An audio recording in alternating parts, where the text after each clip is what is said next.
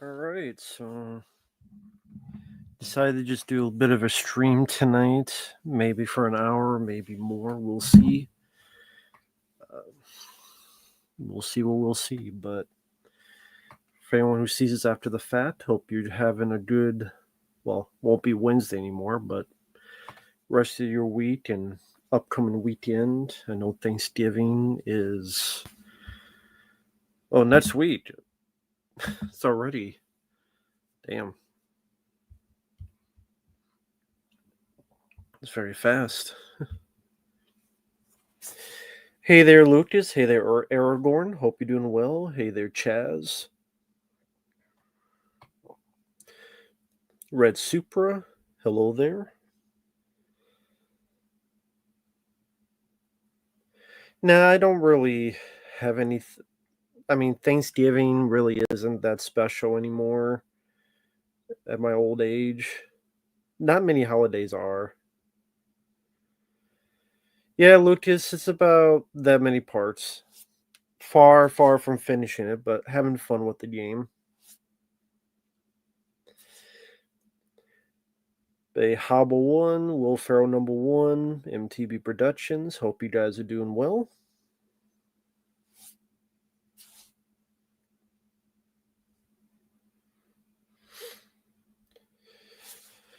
But yeah, I hope everyone's having a good Wednesday evening, Wednesday night.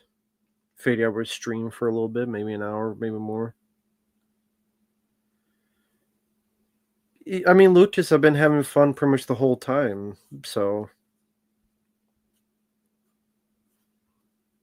yeah, I'm enjoying Saints Row 4. Enjoying the game.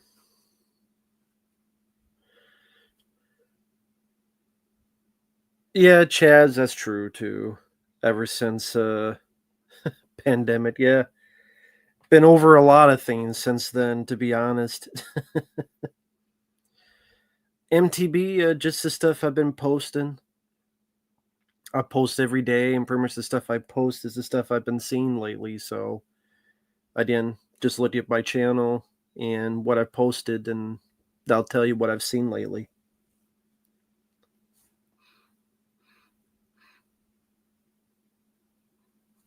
So I had to pop my ears. But yeah, not much for movie news. The Running Man flopped as I figured it would. I knew it was going to flop. Well, it's more like the Stephen King story. I don't give a fuck. It's the Running Man. There's one Running Man, and it stars Arnold. Oh, cool, Red Super. I'm glad you liked it. I'm glad you liked Life After Fighting.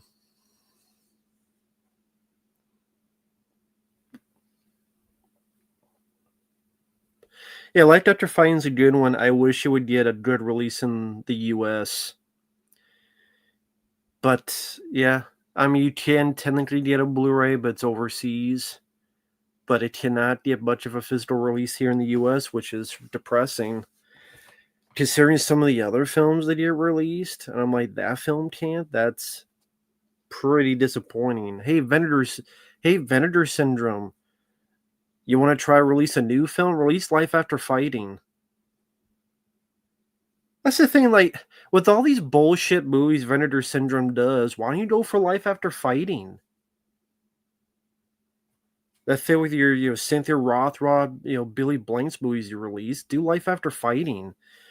I mean, you did the Street Trash remake, so it's not like you're against doing newer films. But anyway, I never played Saints Row 1 and 2, so my introduction is Saints Row 4. And I think I was getting mixed up when I said I think it was Mercenaries I played for an hour, so I don't think I ever played a Saints Row game, or at least not long, so Saints Row 4 is my introduction, and I like how crazy and wild it is. But again, I've never played the other Saints Row games, so that's why I have a different perspective on it. If you're like me and never played a Saints Row game before, then you wouldn't know anything about them, so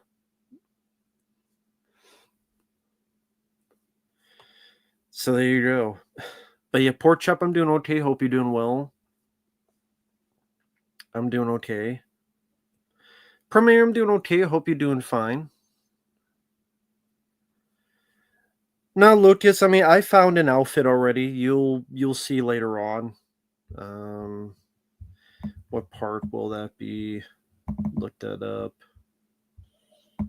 Um, by the next part. Let's see. I would say near the end of the next part. Well, actually, let me see.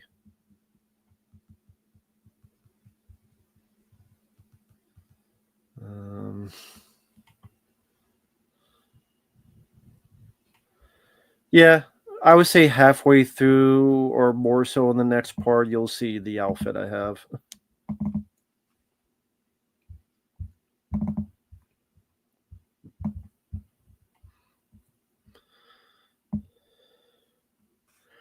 Yep.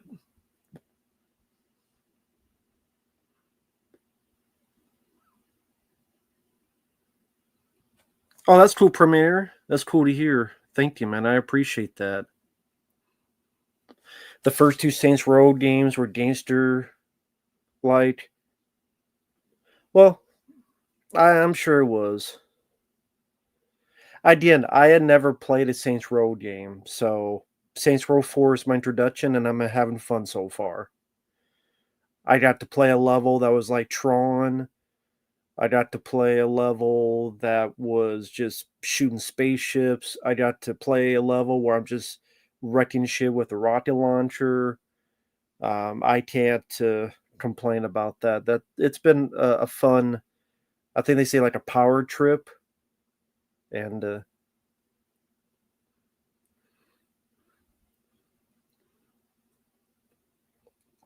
so yeah, I can't say I've been disappointed so far. And you got Teeth David in it. You can't go wrong with Teeth David. Can't go wrong with Teeth David. Nah, I never played Lethal Enforcers. I know of the game.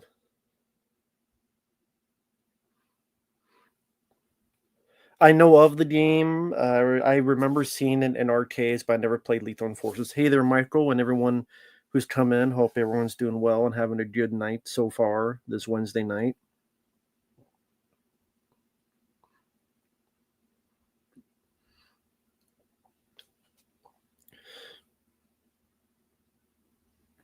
How you doing, Kingpin? I'm doing fine. Hey there, Yule.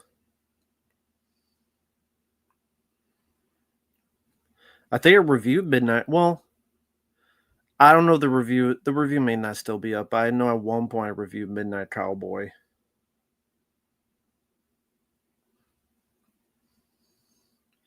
Well, Lucas, then they should watch the video. When you said weird game, people could have thought you meant in a bad way. Well, then they should watch the video and then they would find out. There's this thing called watching the video, and then people should watch the video and then they would find out. So they should, watch the video. I know that's a weird concept, but okay, Michael. Well, cool. Thanks for letting me know. So there you go. The review's still up. Pups Alone. I've never even heard of that movie. Steve D was in the first game. Okay, he was in the first Saints Row. Very cool.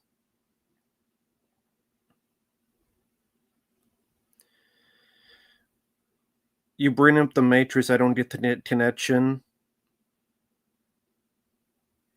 Well, I mean, there's literally a scene where Keanu Reeves comes out of. I'll say this, Lucas. Watch the Matrix. You'll see the connection. The scene where the character breaks out of the reddish, pinkish liquid cocoon and is in the real world and he's fully naked. Neo did the same thing in The Matrix. And then you're in a simulation, and then there's the real world.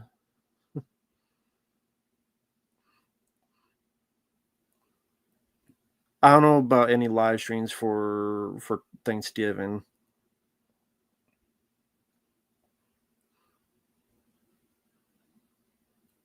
Hey there, Cole. Hey there, Cole. Yeah, I pre-ordered the Arrow Films Ninja Turtles on Blu-ray though, not 4K.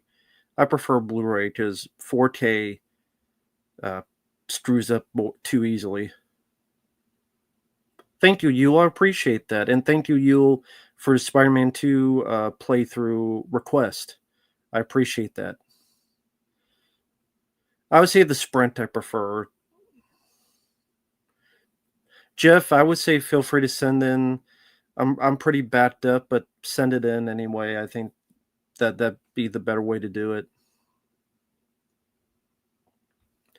And no, I don't drink beer. But hey there, CD. Hope you're doing well. I'm doing okay. I can't complain. Got some Mel Yellow here, just relaxing, doing a stream. Battlefield 6. I've never played a Battlefield game. How is it? Yeah, but I'm glad you've been watching. I don't drink any alcohol, just not what I prefer. Ostracized handle. Hello there. Nah, it's fine, Lucas. I mean, it's not a big deal, especially anymore. I don't even know what a labubu is, Michael. Hey there, Callum. Hope you're doing well.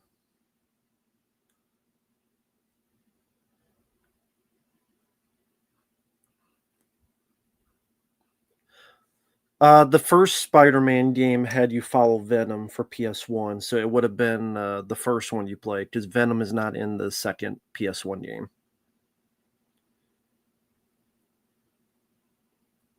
Oh, cool, Yule. Thank you. I appreciate that. That's kind of you. I appreciate that, Yule.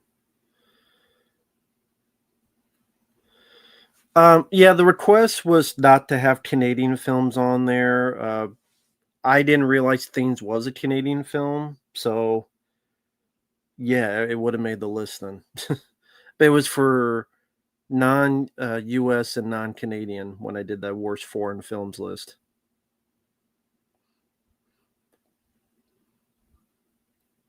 Hey there, Alter Ego. Hope you're doing well.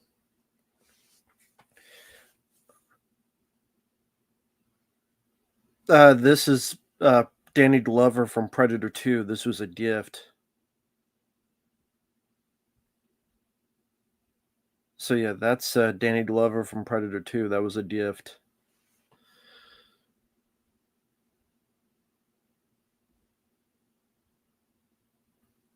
No, Lucas, I appreciate that. That's no problem at all.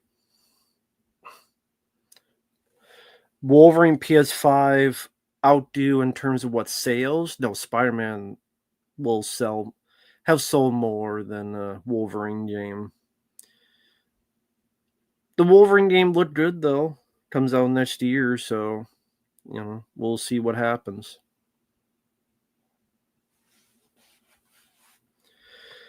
Predator 2 is one of my favorite sequels. It's mine as well. Although some people say it's an outdated movie, I don't understand that critique at all. I'm like, how is Predator 2 outdated? I don't understand that at all. That is a complaint I do not understand. Oh, thank you, Sean. I appreciate that.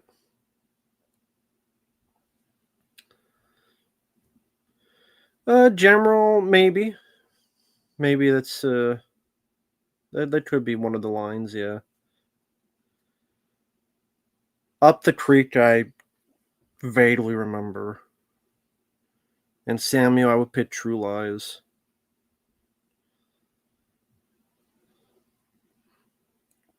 Bride of Frankenstein figures you got? That's cool. Very cool.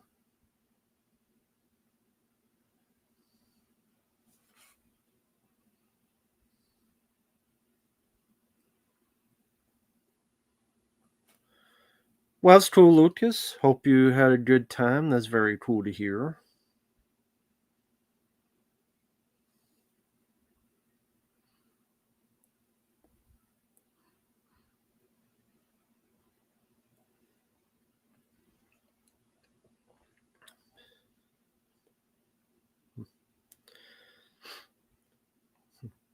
Nah, I don't know. We'll see about the Wolverine game. Did anybody from the Ninja Turtle documentary reach out to you after you made that video? Nope. Nope, they did not. Number one, they probably didn't see it because I'm pretty low profile. And number two, what could they say? Where's the lie? There's no lie in it. But number one, I'm sure they don't know I even exist.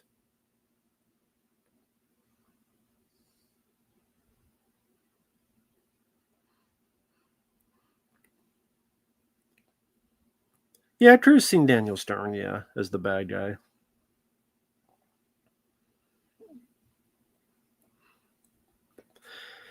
Uh, no, I do not have any Mr. Movies, any movies from in my collection.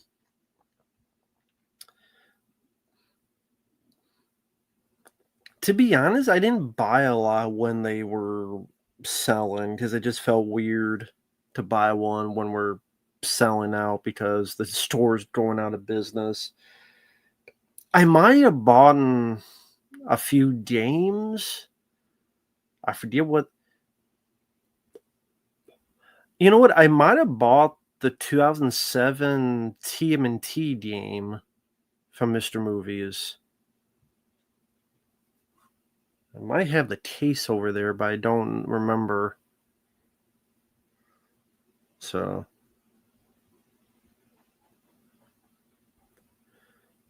yeah, Predator is my favorite Arnold film, easily.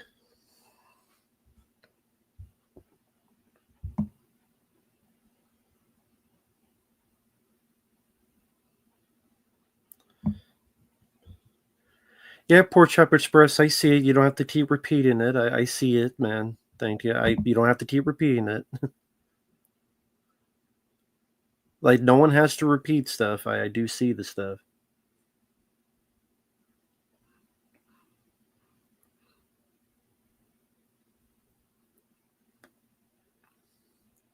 As of right now, you're the only one, Lucas. Hey there, 2JC. Hope you're doing well. Is Spider-Man intellectual in my top five? What? You have to be a bit more specific.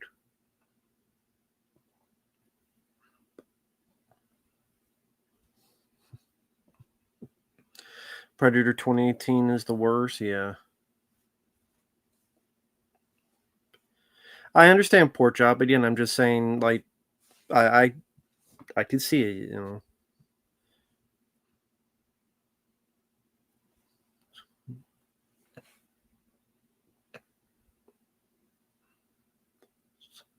know, Sadie, what do you mean by documentary? How would I do a documentary on that one? A Serbian film documentary? How? What do you want me to do? Find them and interview them? Hey there, Carson. Won't let me send money. That's strange. I don't see. You mean you what? Like a super chat? Um, I don't know why it wouldn't let you. It should. I have to look into that to make sure.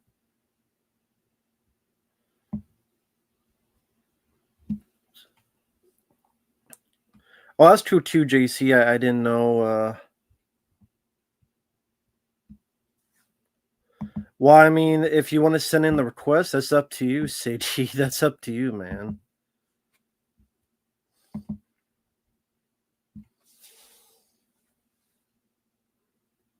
Lucas, it's going to be a long while before I get to your stuff, man. I have a lot of stuff to get to before yours, so you just have to be patient. Well, I mean, there's unless someone says a super chat, there's no way I could check to see if the super chat stuff is working or if something with YouTube is going on. So I have no way to check. No, the that was a long time ago, and there's no more bully playthroughs. They haven't requested anymore. Sorry about what, City?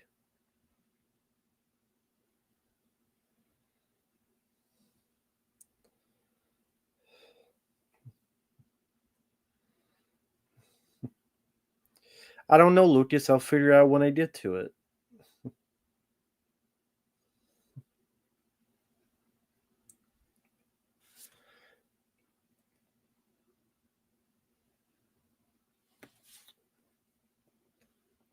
But I mean, I like Christopher Lloyd as an actor.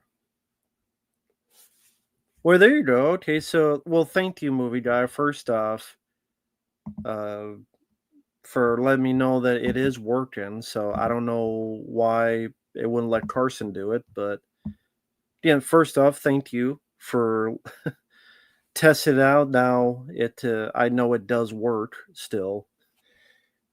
And second off, so thank you, Pork Chop. How would you rank the Phantasm films you've seen, unless you have seen all 5 of them? Um, I've seen the first 4. I didn't see the 5th one. Uh, I'm not a Phantasm guy, but if I had to rank them, the second one is more of an action movie, and they try to go bigger. I would say 2 is my favorite. Then I guess I would go with 3, then 1, then 4. 4 I do not like at all. I think 4 is so fucking boring. 4 is like hanging out in the fucking desert for like 90 minutes and that's it. It just hanging out in the fucking desert. That's all it's doing. It's boring as shit.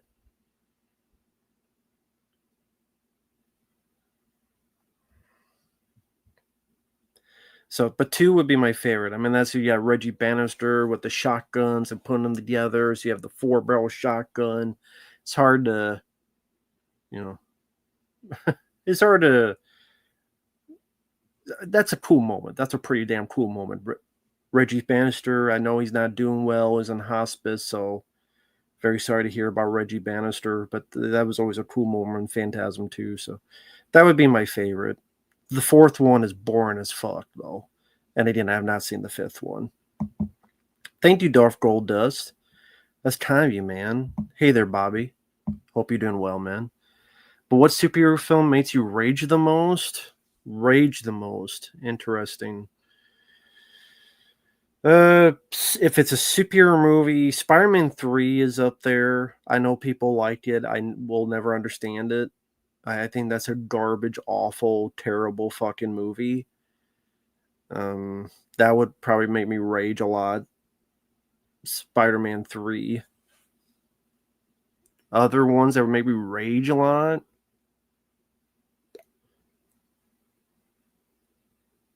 I mean, there's awful films like Captain Marvel and The Eternals and stuff like the Shang-Chi and Legend of the Ten Cock Rings and Black Dildo and all the other ones. But Rage, like Spider-Man 3, I keep going back to because I'm like, what the fuck is this movie? To Be or Not to Be Maguire, McCryer, and what the fuck did they do to Venom? So there you go. And thank you, Siggy. Thanks for always cheering me up and helping my anxiety with your videos, man. Well, I'm glad they help somewhat. I appreciate that. So I'm glad they help out. So I'm not much, so I don't know how I could help out, but I'm glad to hear that, man. Thank you so much. I do appreciate that. So thank you. I hope your anxiety gets a bit better. Well, thank you, Premier, for the kind words. Carson, you mentioned Christopher Lloyd. I like him as an actor. I always did. I mean, I probably first saw him in Star Trek 3 when he was the villain, and then Back to the Future, of course. And every December, you give out Christmas candy to children at work. Very cool. That's nice of you. Very cool. Yeah, Sally, that review is gone. I don't know what happened to it. So Sally's not up anymore. The Lamb video. Sorry. And no, I do not have it. Hey, Ice Cube for life. Hope you're doing well. How's it going, man? Thank you once again when you sent those requests. I do appreciate that. That was kind of you. Thank you so much, man. As trash for the hardest game, no. I don't know what the hardest game would be. I don't know. I have to think about what the hardest game would be. That was pretty hard at the end, though. But man, I don't know. In a weird way, Ocarina of Time was the hardest game. It was the most rage-filled game, and I quit. And I prefer Spider-Man PS4.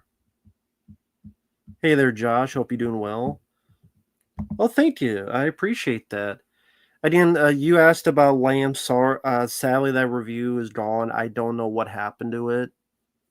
Um, Maybe I stupidly, accidentally deleted it or something. I don't know, but yeah, I don't know what the. So sorry about that, but that movie was a piece of shit. Well, hi there, Ratchet. I have animosity towards Spider-Man 2 for spearheading the whole self-hating superhero trend. You know what? I can understand that. I like Spider-Man 2, but I definitely understand what you mean. I can see that. Fuck the TMNT Chrome Alone 2. It just sucked my dome on the head of my dick. Fuck those movies. Fuck them assholes. Those little turds in the wind, those little green boogers. Fuck them and fuck Seth Rogen and fuck anything to do with those stupid ass, cheesy ass, shithead little turd movies. Those four little turds. They ain't the Ninja Turtles. They're the fucking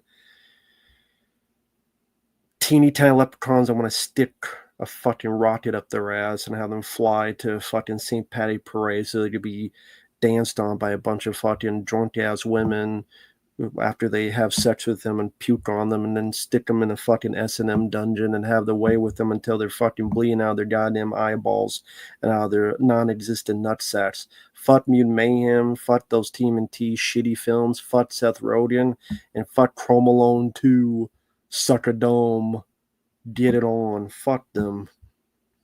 Anyway, sorry movie guy. How would you react to my updated favorite films list in Letterboxd since I know you have one? How would I react to it?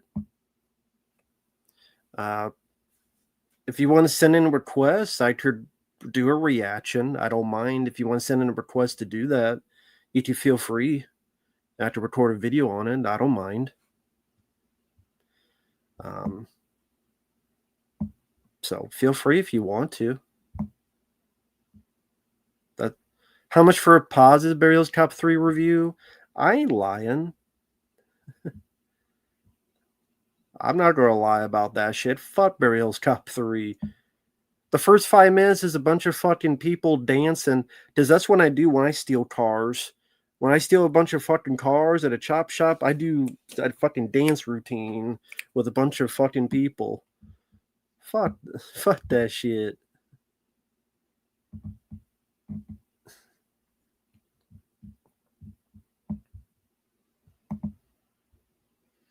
You've been helping me a lot. My bulldog is 12 dealing with heart failure. Oh, man. Been crying myself to bed every night. Thank you for helping me, my friend. Well, I'm very sorry to hear that. I know how that feels. Not the heart failure part, but the pet. I've been there too many times, and I know how that goes. I mean, pets are family. They really are. So I definitely wishing the best, fearing the worst. But hang in there, man. That's all I can say is hang in there. I know those are faint words that don't mean much at the end of the day, but I know the feeling, man. And it's tough, but just take it day by day and hang in there, man. But thank you for the kind words, Premier. I really do appreciate that. Thank you, man. Like the current TMNT, it's fun. Teach their own. I think I don't need to see some fat ass April looking like a bum homeless version of Whoopi Goldberg puking up Daedalo for 5 minutes. They ain't my kind of Ninja Turtle film, so teach their own.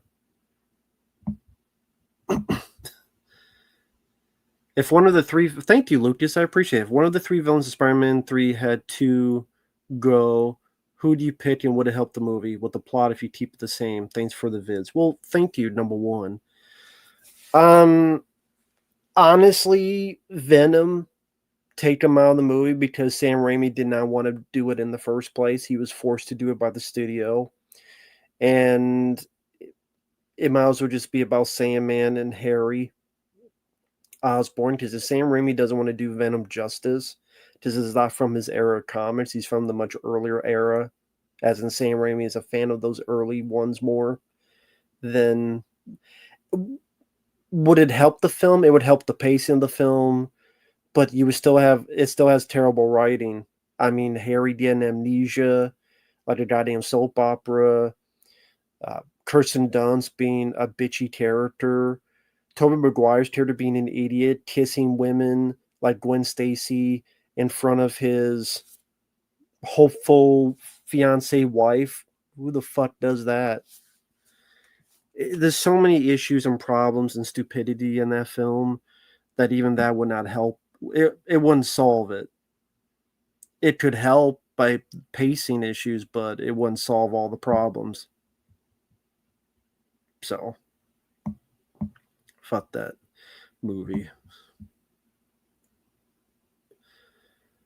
Last of Us 2? I've never played The Last of Us 2.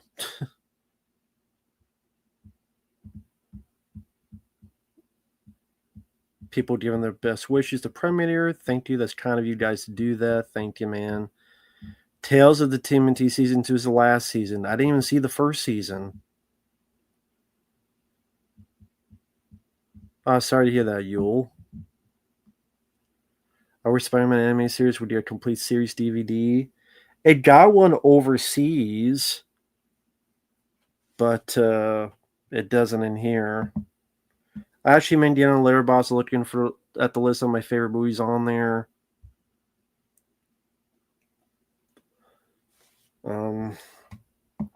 Oh, you mean right now? Well, I mean, you did send in the super chat, so I guess that's the least I could do.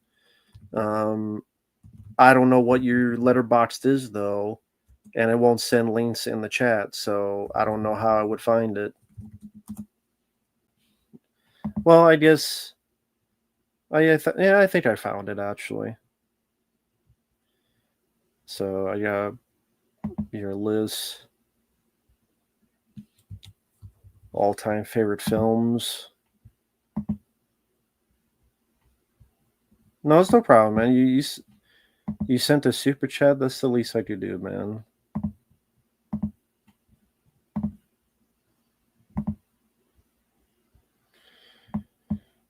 Again, you sent a super chat. That's the least I could do. So thank you for that. So, Empire Strikes Back. Fuck that movie. No, I'm just kidding. Fuck Empire Strikes Back. No, I'm just kidding. I like the film. I don't like it as much as other people do. People always like very, very praise Empire Strikes Back. I think it's an okay film. I do. I think Empire Strikes Back is okay. It's way better than anything Disney's done, but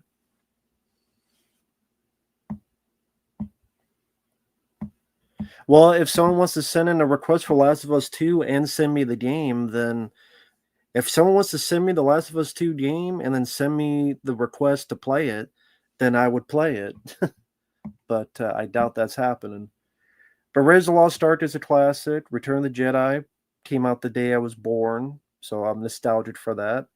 Back to the Future is a classic. I love the original Star Wars. Aliens, my favorite film of all time. John Carpenter's The Thing, love it. Speed, all-time classic to me. I like Jurassic Park. Jaws, I've watched countless times. Dawn of the Dead from the 70s, probably my favorite 70s film. Back to the Future 2, I always liked that sequel. As a kid, it was my favorite Back to the Future film. Nowadays, is the first one. Halloween, of course. Alien, classic. Coraline, I'm indifferent on it. Lego movie, could never get into. I'm not a Lego guy. I didn't grow with Legos. The movie, I just didn't get it. I didn't get the praise. If people like it, that's fine, but I'm not really a Lego guy. The movie didn't do much for me. Nightmare on Elm Street, classic. The Fly, classic. Beetlejuice, did a commentary for that recently. fun once again. Predator, my favorite Arnold film. Die Hard, absolutely a classic. Men in Black, fun. Evil Dead 2, my favorite Evil Dead film. Die Hard with a Vengeance, my favorite Die Hard sequel. Big Trouble in Little China, love that movie, can see that anytime. E.T., I don't hate it like Uncle Bill from Dead Pit does. It's okay. I don't hate E.T., it's okay to me. Back to the Future Part 3, I was never big on. I could watch it, but I was never a big Back to the Future 3 guy. But I've seen much, much worse Part 3s.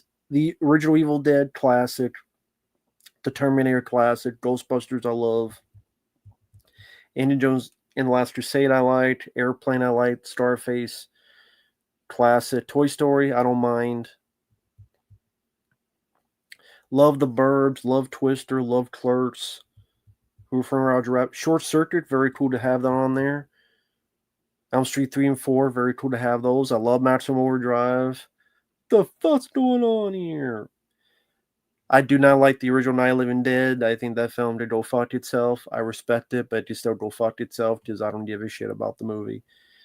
Summer School is fun. I love Die Hard 2. Predator 2, underrated sequel of all time. Commando, John Wick. John Wick 2. Megamind's fun. I love the Blah remake. The original Texas Chainsaw Massacre, very cool. Love Us All in Prison 13. Yeah, nice, cool list. First two John Wick films, Predator 2, Maximum Overdrive, Day of the Dead, Elm Street 3 and 4. I like that. That's a really cool list. Very cool. So, very cool list you got there, man. Don't mind that at all. I'm not big again on the original Night of the Living Dead, but I respect what it did. I just don't like the film. And thank you, Lucas. I appreciate that. Matt, you asked in Spidey 3. Oh, Spider-Man 2. Oh, the Spider-Man 3, the review. Why does MJ not tell Peter Harry's trying to break up?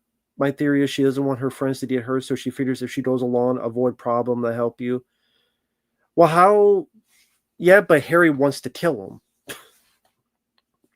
Harry tried to kill her and wants to kill Peter. So her not saying anything, how is that not getting her fiance not hurt by not telling him, hey, this guy is trying to kill you? I don't want my friends hurt, so this guy is hunting this guy and I'm not going to tell him about it. That doesn't make a whole lot of sense to me. She should still be like, hey, this guy's Spider-Man. By the way, this guy's trying to kill you, hurt you, and he almost killed me. Mary Jane should have told him. So that doesn't make sense at all to me. That's just me, though, Lucas. That didn't make any sense to me.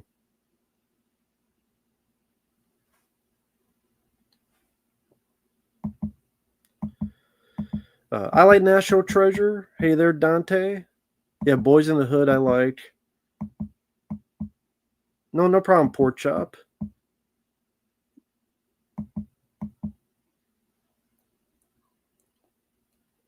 How did Doc Ock manage to hide 4 30-foot back arms in his trench coat to rob the bank?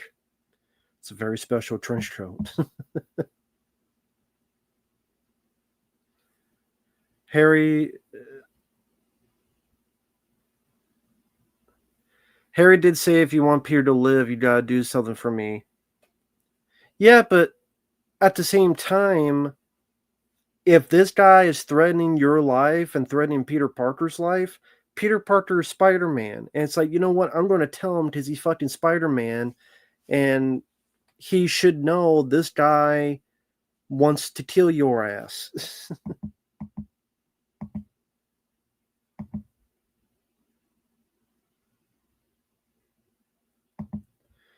Could you do a reaction right now to the Beast review at the 9-minute mark to 10:06?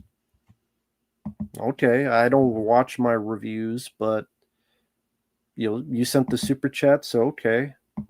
Like I said, I don't watch my reviews, but all right, let me get up that. I mean, if people want to super chat that stuff, they can feel free. I don't know what the hell I said during this, but okay. I guess I'll find out like you guys because I don't remember doing any of this. So 9:09. Go back to. Okay. Let's see what this is about.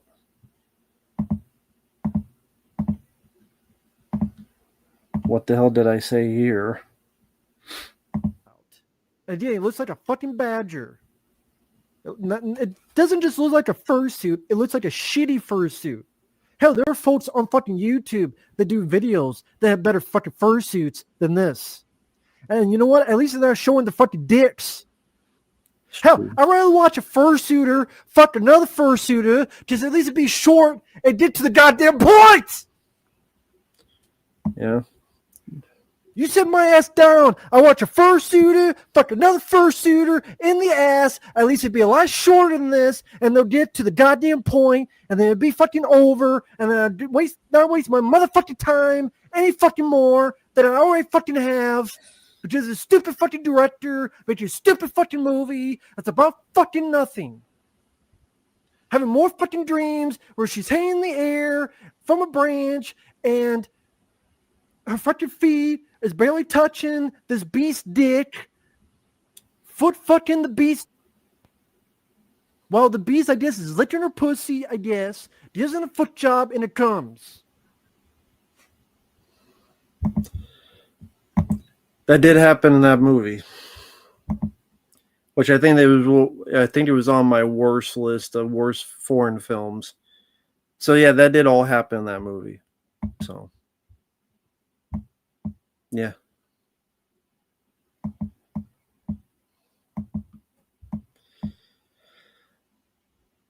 Oh, no problem. You'll take care. Hey, Game Junkies 316, how you been?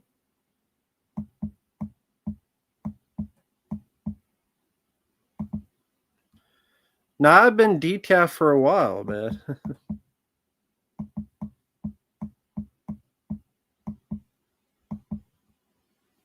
So.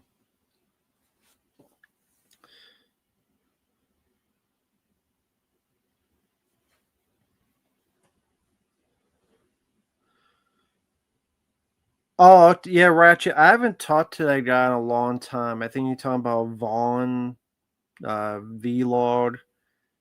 I'm not sure if he likes me anymore anyway. I mean, to give credit where credit's due, if you look at my channel, the top part, the banner, he created that for me, which was nice of him to do. The RamboraphMatt for Life, I believe it was him. Well, I'm trying to think now. He created a banner. I'm not sure if it's the banner I'm using now or that was another one that I found and put it on there.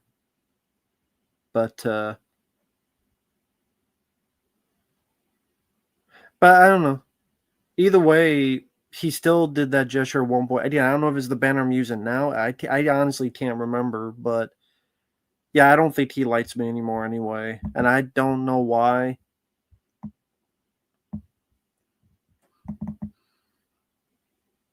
But I mean, because I haven't heard, he hasn't commented on my stuff for the longest time. So, hey, I hope he's doing well. I didn't really care for his video on that he did on Mike. I disagree with him, but I mean that was years and years ago. So it's like whatever. You know, it's again years and years ago. I don't really care.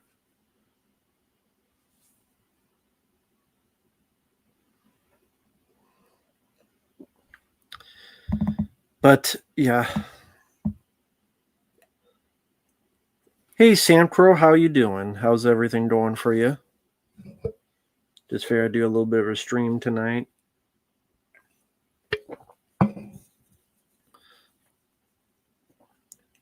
And Ratchet, again, I couldn't answer that question as to why. I don't know.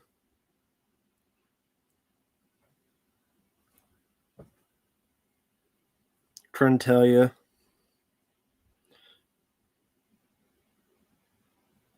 Thank you, Samcro. I appreciate that. That's kind of you to say. Yeah, if I just do a stream, I'll be on for at least another hour or so. So I just started 45 minutes ago. So usually I do it for maybe 2 hours or so. Just relaxing here, drinking some Mellow Yellow, talking to the chat.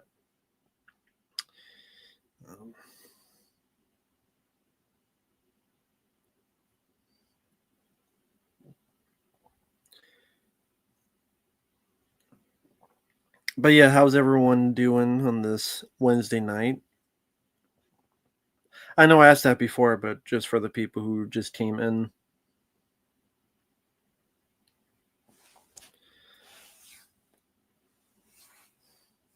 But yeah, how's everything going?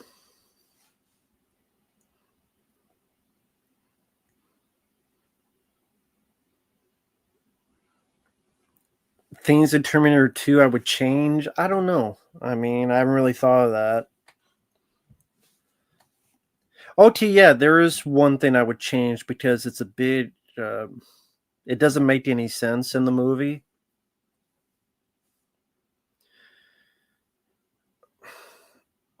I get kind of why they're doing it, but what I don't understand is, okay, at the end of Terminator 2, the T-1000 threatens Sarah Connor and says, call to him. Why doesn't he just change into Sarah Connor and use the voice? I get that if you watch the deleted scenes, he was malfunctioning. But number one, that's not really in a theatrical cut. And number two, yeah, his fate were fucked up, but he could still use the voice of Sarah Connor.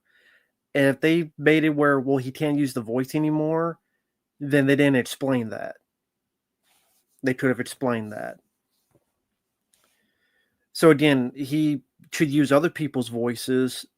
If he could not use her voice anymore, they didn't properly explain that. So when he was asked in Sarah Connor called to John, I'd be like, why? You could call to John and use her voice. They didn't properly explain that. Again, I know in the deleted scenes he was malfunctioning, but again, those are deleted scenes. And again, they didn't explain that his voice was messed up. They didn't say that. So, but I mean, that's a nitpick. That's a very nitpicky thing. But you did say, is there anything in Terminator 2 I would change? Because Terminator 2 is a good movie. So I wouldn't change a whole lot, but nah, federal FTC versus Amazon settlement? No. I didn't know anything with Amazon.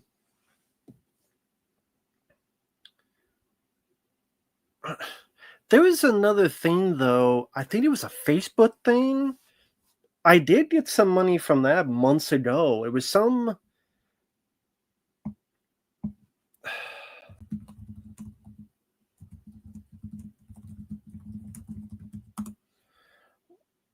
What was it?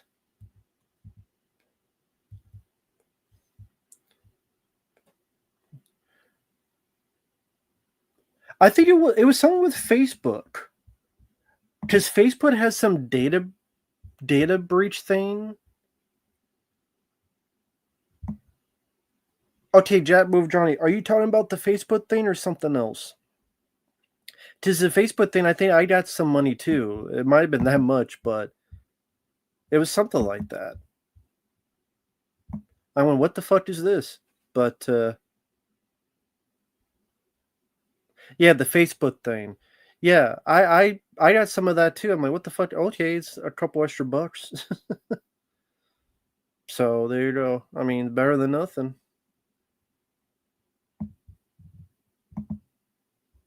You got any bad movies you want to torture me with? No. Not that I could think of. I'll think of one since you did send in a super chat. Let me think of 3. Um,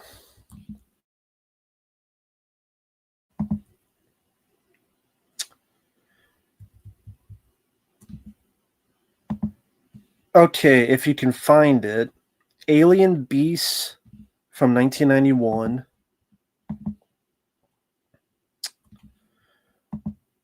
The Wet Ones from 2021. And no, it's not a porno. So watch The Wet Ones from 2021. It's a 2.5 hour movie with a guy playing with his dolls. So you have The Wet Ones from 2021, Alien Beasts from 1991, and Hip Hop Locos from 2001. Hey, Frame by Frame, you were on here the other night, but I think I didn't know where you went. You disappeared. How's it going, man? Hey, Shanks, how you doing, man? How's it going with you? How's everything going?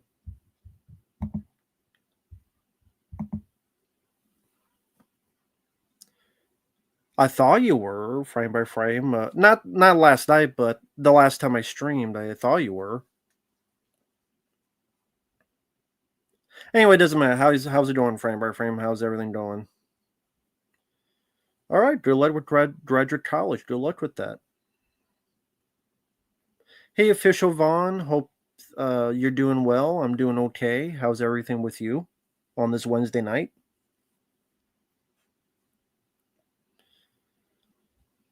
Thank you, David. Hope you're doing well, man. You're another person that's been kind and generous, so I appreciated David Dilks. Frame by frame, I don't think so. No. Yeah, because I think you asked about one battle after another, and I said no, I haven't been requested it.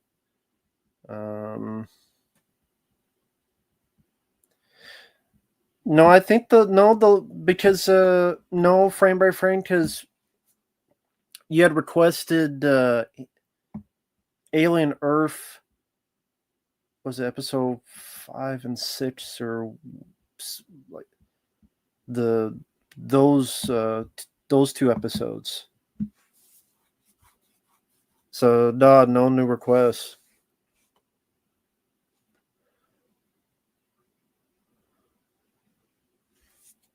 Oh, Alien Beast, you gotta find on Internet Archive.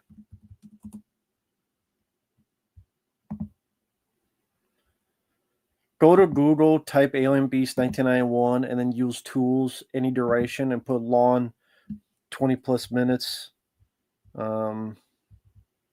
Actually, you know what? It's not on there anymore. Let me see. Is it on Internet Archive?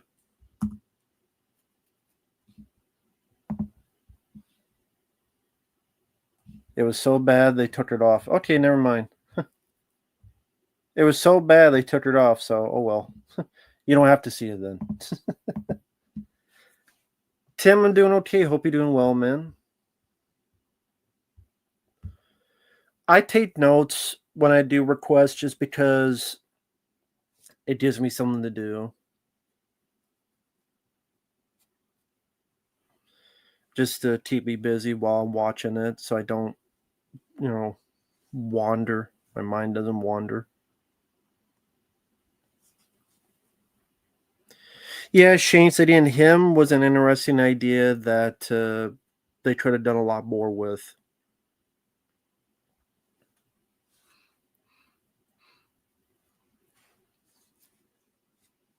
Yes, Pork Chop, I do know. There's a possibility of movie theaters checking out frame by frame. I don't know. Alien Earth will still be the worst TV show I've seen this year. Didn't see Wicked and fuck Stranger Things. I didn't even see the first Wicked. But movie theaters going away, if they do one day, I wouldn't give a fuck.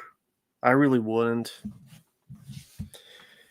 They don't do much with movie theaters around here. It's too far away to see one anyway, and I don't know. I don't give a fuck. I don't. It would not affect my daily life if movie theaters went away. It just wouldn't affect my daily life. I wouldn't give a fuck. So they can do whatever the fuck they want with that.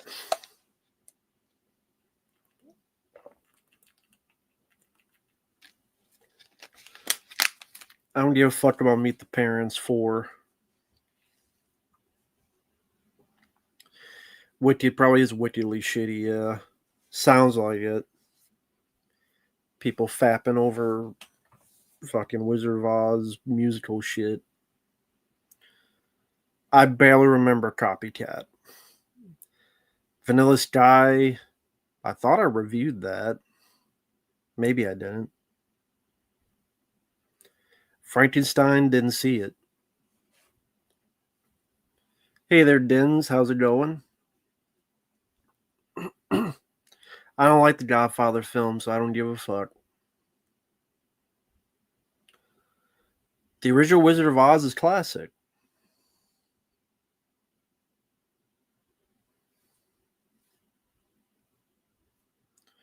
They're filling theaters with 30, 40-year-old movies now. Kind of sad because they're better than the movies of today.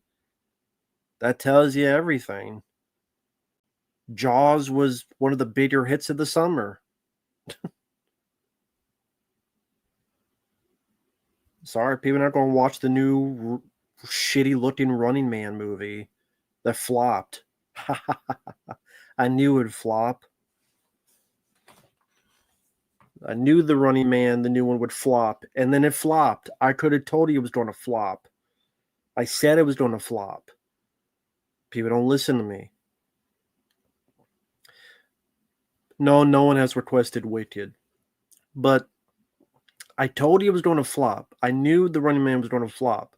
And if I'm like, the Total Recall remake flopped. I know it's not a remake. It's based on more of the Stephen King story. Even though they changed the ending to that as well. Likeable characters, good effects. That helps with the movie.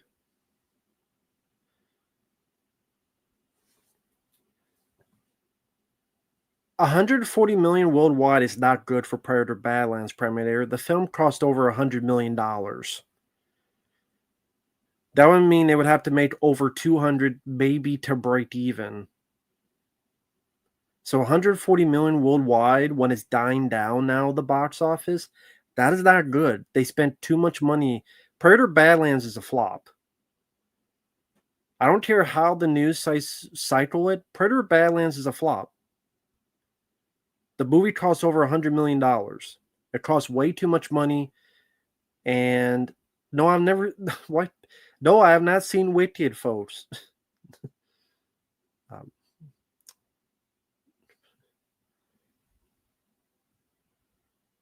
I have not seen The Long Walk. Fuck the Rambo prequel.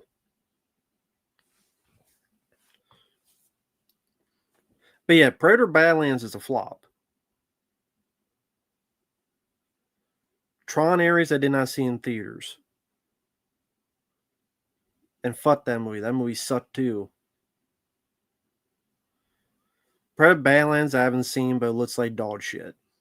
PG-13 CGI Predator having daddy issues, crying like a bitch in heat, while some android won't shut the fuck up, and then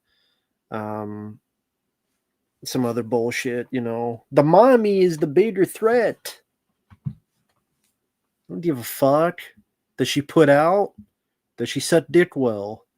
If not, shut up. I have not seen Neighbors, and Teen Ralph I wasn't a fan of. I like John Goodman, but not for Teen Ralph. PG-13.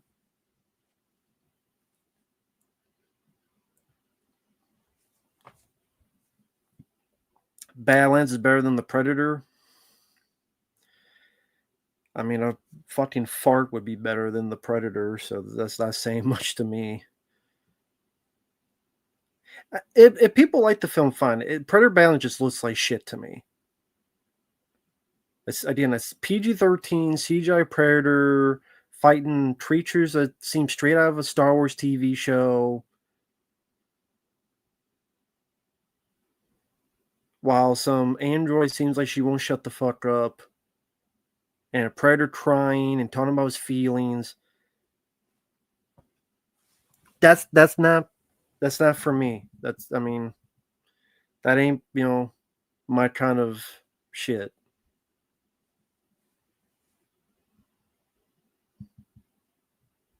Just sounds like a bunch of bullshit.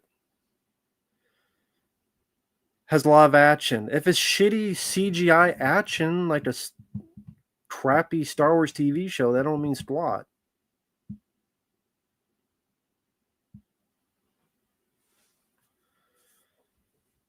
All those genes had different paths.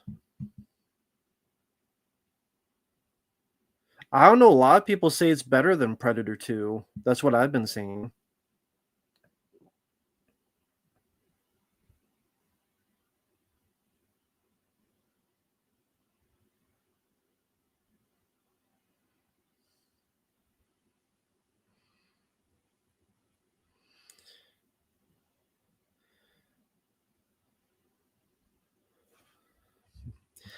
I have not seen Yellowstone.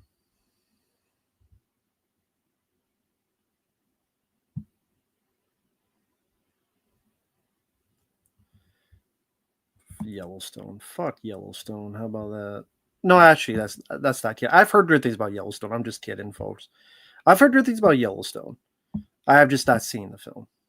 That'd be the TV show. Kevin Costner, I think, would star in that. I heard it was good. It was good.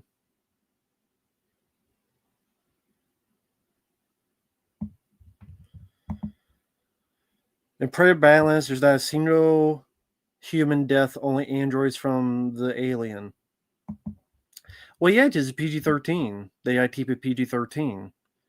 How can you gotta have a PG-13. You can't have human. Well, I guess humans died in AVP and it was PG-13. But there you go.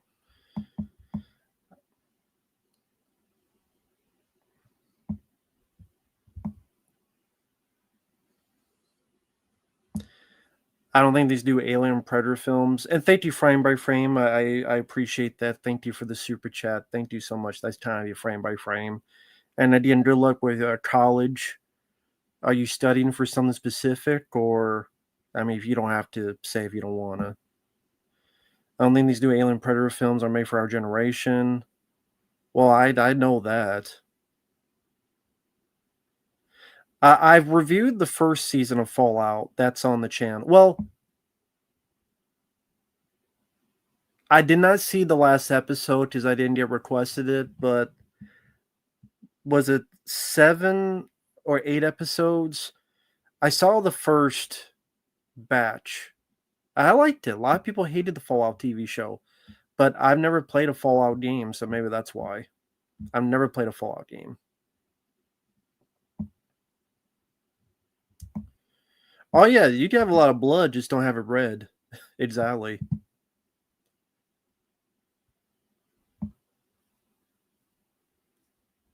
Good daydreamer for life. Good evening, Matt. Sorry if my question sounds lame. Only asking if I'm a female. Do men really care about looks?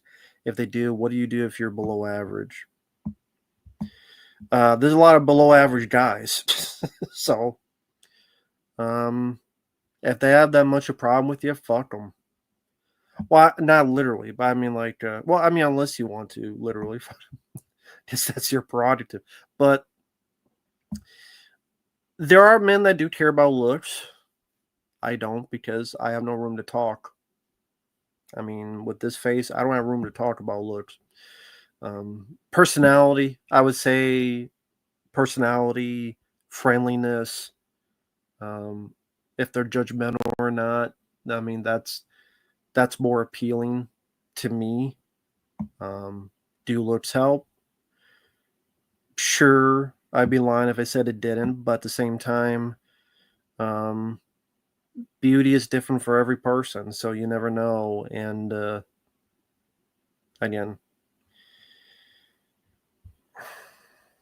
personality and good grace goes a long way. But again, if a guy's giving you that much shit, maybe they're the ones with the problem. How old are you? Where you? Do you have some naked pictures? I'm just fucking with you. Oh my god, it's a woman. I gotta see you naked now. Show me your titties. That's what like some people say. Oh my god, there's a woman in the chat. Can you show us your titties now? Let me see that ass. Anyway, I'm just messing. But yeah, I mean, in all honesty, just like everybody else, man and woman, just take it day by day and see what happens. And if these don't work out, maybe they didn't work out for the best. Can you make a good show the porn adaptation? I mean, I don't hate the first one.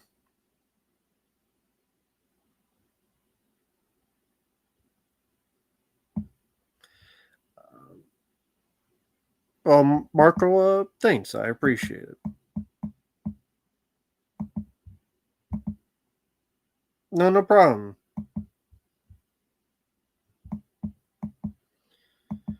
Did anyone request Deathstalker 2025? Nah, no one has requested Deathstalker. There was a person, they may be in the chat, who said they saw they liked it, but I was never requested it. My first job was telemarketing, and it was miserable, so I didn't last long. Sisu 2, I liked the first one. Have not been requested the second one. So, interested, sure, but have been requested, no.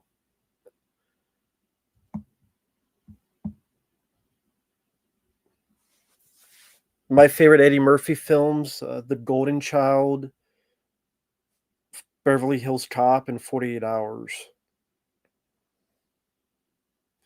The worst film of 2025: the 3 Popeye horror films and Leprechaun at the Beginning. Favorite Bruce Lee film: Enter the Dragon.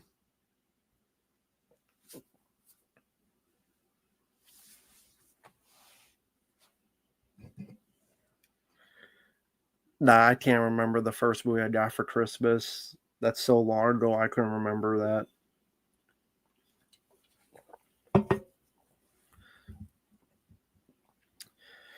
But yeah, the 3 Popeye horror films and Leprechaun at the Beginning would be the worst films of 2025. Is Predator 2 a Thanksgiving film? Well, it came out in November. I don't know. Okay, it came out in November. I don't know if people call it a Thanksgiving. Like Planes, Trains, and Automobiles. That's a Thanksgiving movie. What, there's a 4th Popeye horror film? Nah, don't tell me that. That can't be a... No, it says there's only 3. Which I've reviewed all 3. No, there's no 4th one as far as I see here.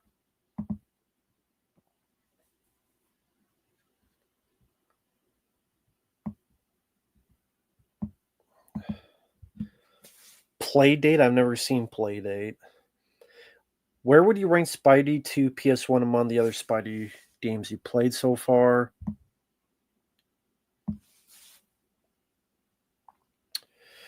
I think I said PS4 Spider-Man 1 is my favorite. Then Spider-Man for PS1 is my second favorite.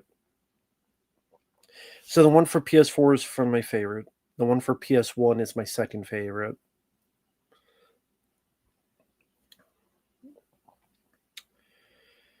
I forget what the fuck I said for the other ones. I already forgot what the fuck my list was. A bit lower on the list. It's a lesser game than Spider-Man PS1, but I liked the game. It was fun to play in that universe like Spider-Man 1 was. I like the gameplay mechanics, but Spider-Man 2 for PS1, number one, I didn't know this till afterward. It got affected by 9/11 because at the end of that game, you're supposed to be on the Twin Towers. And when you find Electro, it was actually supposed to be the World Trade Center. And you go from one tower to the other. But after 9/11, they changed it so now it's connected and they took all references out of the World Trade Center. They changed dialogue and other stuff. You can find it on YouTube. It was interesting information. And then also the story was less grand. In the first one, you're fighting symbiotes and this invasion and Carnage and Doc Ock merge. It felt bigger. And this one, it didn't feel like that. Characters disappear. Like, was the Beetle? That was a villain, and then you never fight him. So I'm like, well, where the fuck did he go? And it just, I liked the game. It just was a step down from the first. I can see why it's not talked about as much as the first one. Again, I liked it, but it's just not as good as the first. I never saw the Peter Pan horror one, and yeah, there's a Betty Boop horror film, and that's gonna suck. Hey, thank you, Dominic. Really enjoyed your Spider-Man comic reviews. How did you like doing them? They were fun. They were different. I don't think I got any more comic book review requests, but those were fun. It was a bit different. It was a bit unique, but it was a nice change of pace. Like doing something a bit different, and that was very cool. So,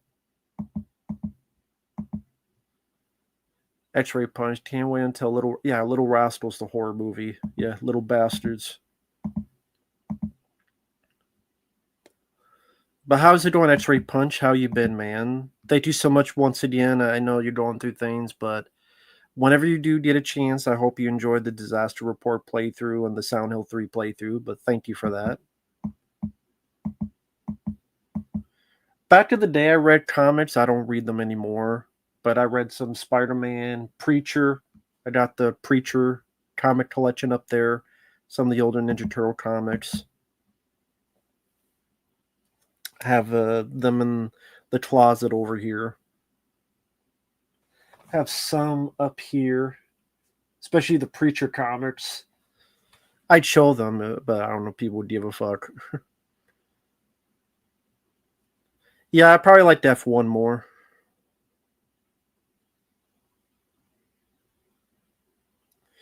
Yeah, I would figure that would be the case. I'm not seeing the new Toxic Avenger film. Didn't get requested it. Didn't see Peacemaker. Didn't get requested Peacemaker. Low Nightmares, interesting. I don't have the game. I'm guessing, is that like a PS4 thing? Because I'd have to buy the game as well. I'd be curious to play it. It just, I don't even, I mean, I'd have to buy the game too, which would, I don't know how much that is. If I get the request and then all the money spent buying the game, you know what I mean? You'd be like, oh, well, this is pointless.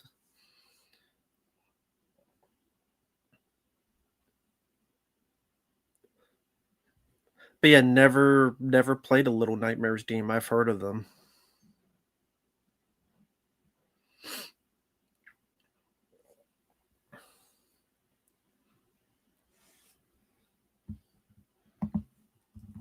Little Nightmares is on PS4.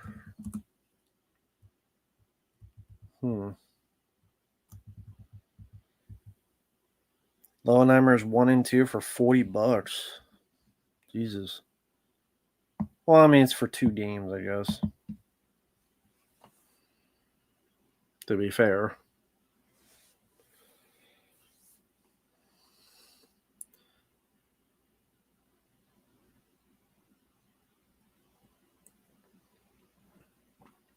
You don't have strong opinions about the endings for both?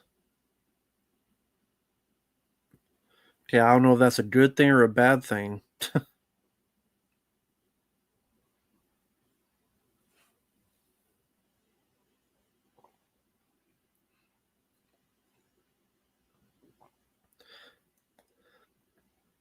Yeah, I don't know if that's a good thing or a bad thing. Don't read up on. Oh, okay. Okay, I won't.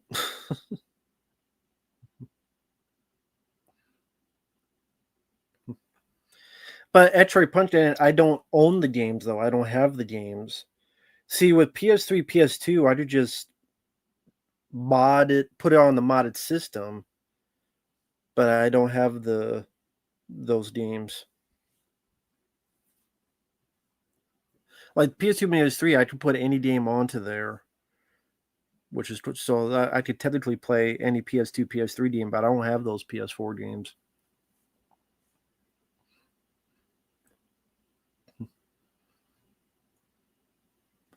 Never saw Looking for Mr. Goodbar. Did not see the Gran Turismo movie. I know it's based on the kid won the contest and or something like that.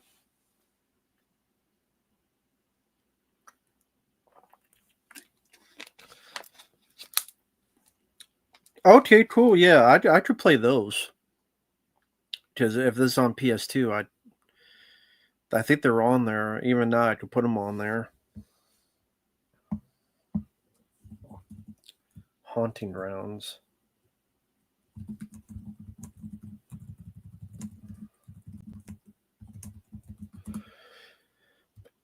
I never played Haunting Grounds, or I never played a Clock Tower game either. You know what's funny about the Haunted Grounds? You said that before.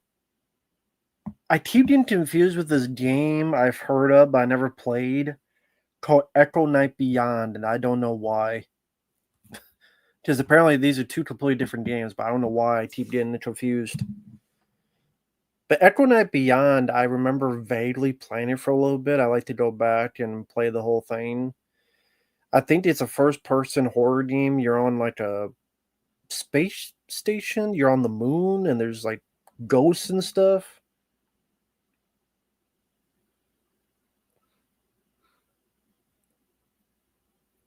What are you doing for Thanksgiving? Nothing. Nothing special. Enemies closer. I didn't mind it.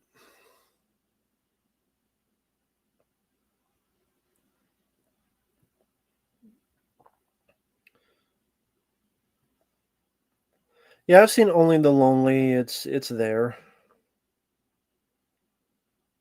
No problem, Lucas.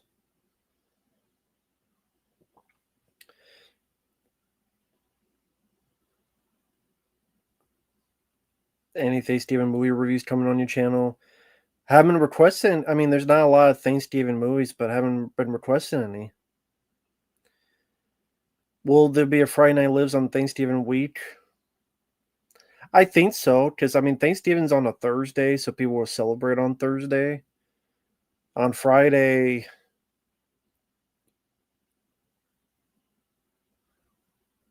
yeah, it'll be something. I don't know. We'll figure it out.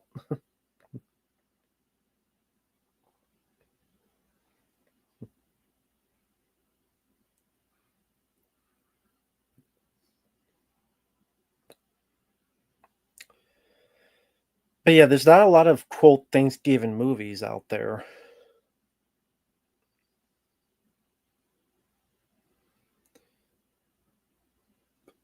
I never heard Lethal Weapon 2 be a Thanksgiving movie.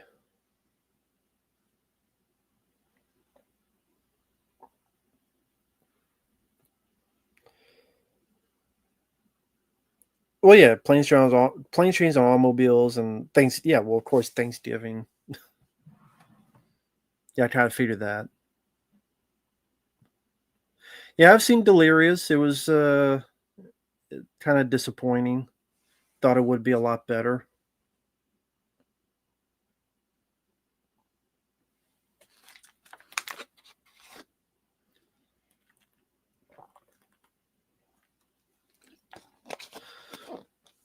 Favorite Eli Roth film?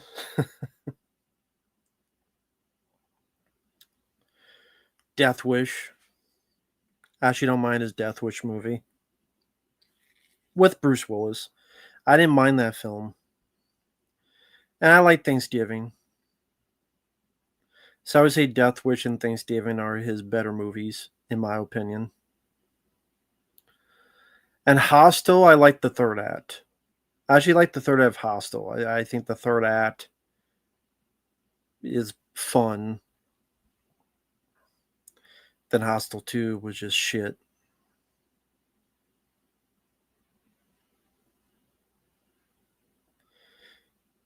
Yeah, Blood Rage was the name of that slasher film. I think that took place around Thanksgiving, yeah. Blood Rage isn't that great of a movie. It's got good kills, though. It does have good kills. So if you want to see a slasher film just for some good kills, Blood Rage can do it. But other than that, I don't think it's that great of a movie.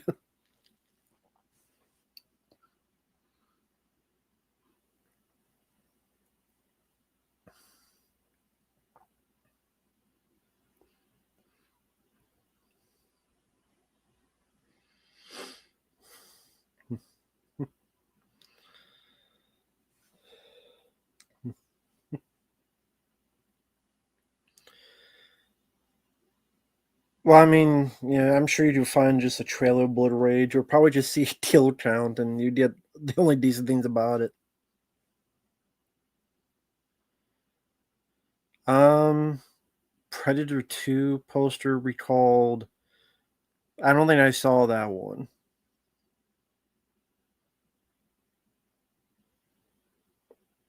Yeah, Bobby, there's some of that in Raw T films, yeah. Well, I never saw Alfred Hitchcock Presents. That's why I didn't mention it, Alex, because I never saw the show. But I like Millennium, especially the first season. Happy Thanksgiving. Oh, yeah. We're not there yet, but thank you, Devin. I appreciate it. The kind words. Hope it. I mean, we still got a bit till Thanksgiving, but just in case anything happens, I hope it goes well for everyone there.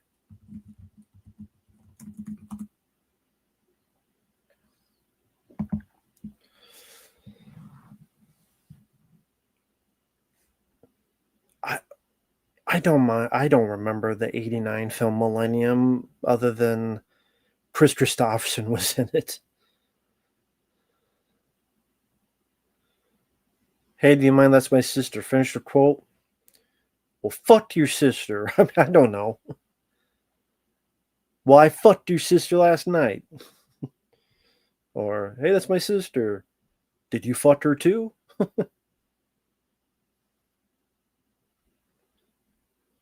Hey, that's my sister. Well, she's a bad fuck. She's a shitty fuck.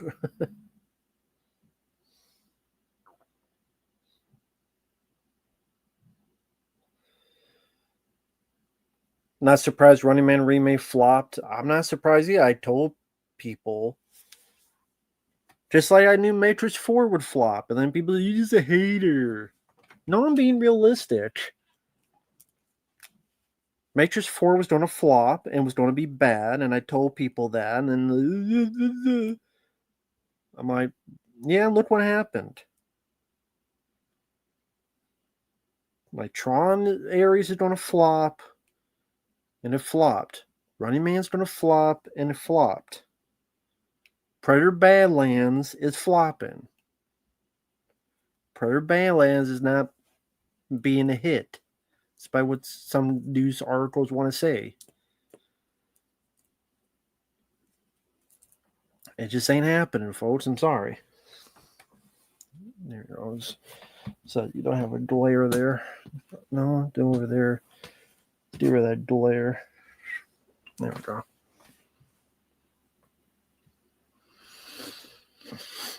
Yeah, we don't need any more Matrix films. I agree.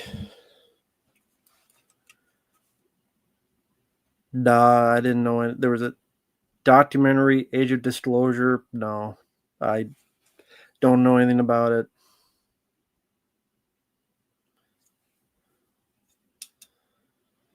Was 2002 a good year for movies? I don't even know what movies came out 2002. Running Man and Long Walk should have been made 15, 20 years ago. The Running Man was made. It's called The Running Man with Arnold Schwarzenegger. I got my Running Man. So I don't give a fuck about a new one. I got my Running Man. So tough titty to them.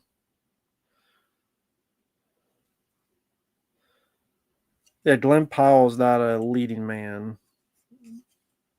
No matter how they think, he's not a leading man.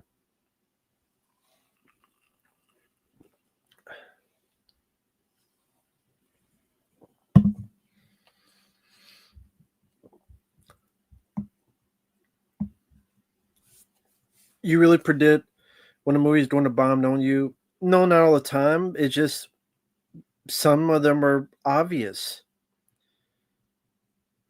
I'm not a top predictor box office. Nah, not at all. It's just that The Running Man I knew was going to bomb because action films like that are not hits anymore. Nobody 2 was a flop. I still haven't seen Nobody 2. I know. I haven't. I like the first though. I still haven't seen Nobody 2. Other than John Wick 4, I can't remember the last action film like that was a hit. I mean, the one with T-Hoi Kwan, Love Hurts, that bombed. The Beekeeper. I would say The Beekeeper was the last one. The Beekeeper was the last one like that was a hit, but a lot of them are flops now, whether they're good or bad.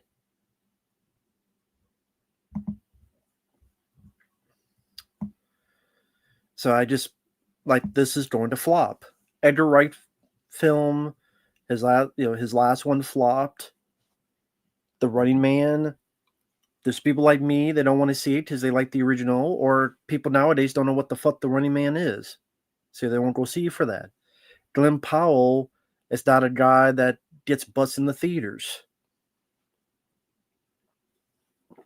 People did not see Top Gun Maverick for Glenn Powell. I didn't mind Novocaine, but that bombed.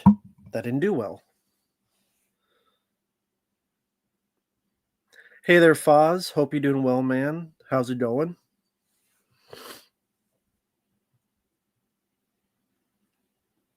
Tim, I can't answer that for you, man. I'm not doing any dance. Was it you paid? I've got to dance like a monkey, you pay me. I get paid to dance. But how's it going, Files Ron? How's it going, man? No one's requested it.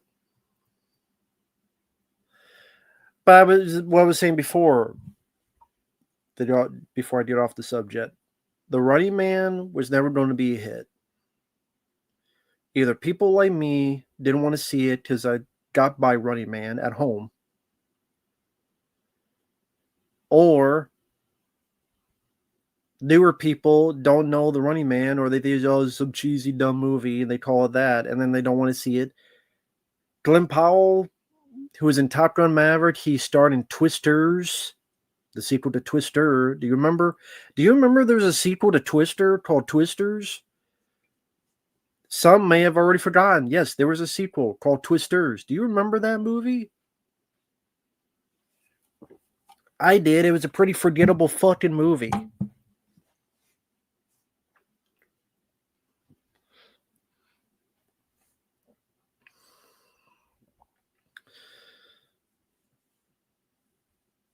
Hey, Rocky Royale.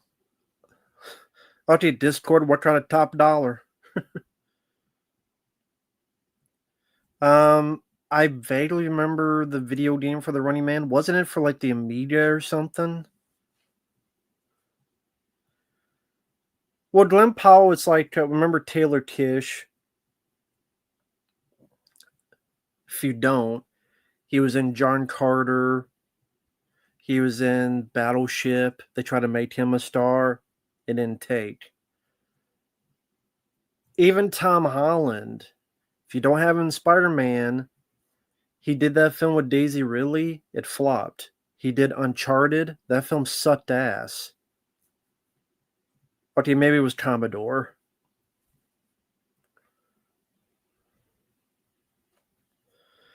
I liked the first Twister, but Twisters sucked.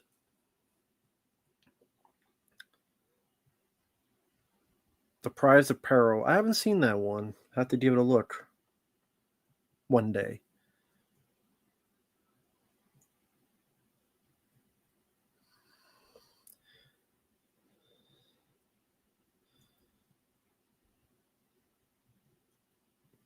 Yeah, I remember playing Super Smash TV on Super Nintendo and really enjoying the game. I could never get all the keys because I don't think you can die.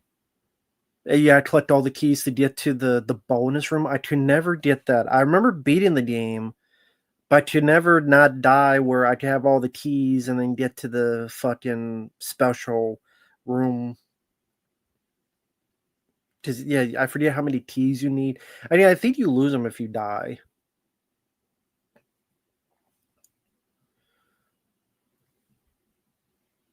Nip B, I did mention that in the video. I don't know if you saw the video.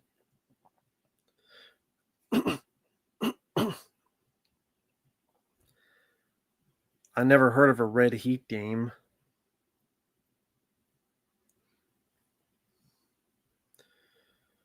No, it was a no. It was just a door. It was just a door you open and shut to the adult section. When I worked at the video store, it was just a door. There was no curtain or beads. I think that's that's which would make more sense. Why wouldn't it be a door?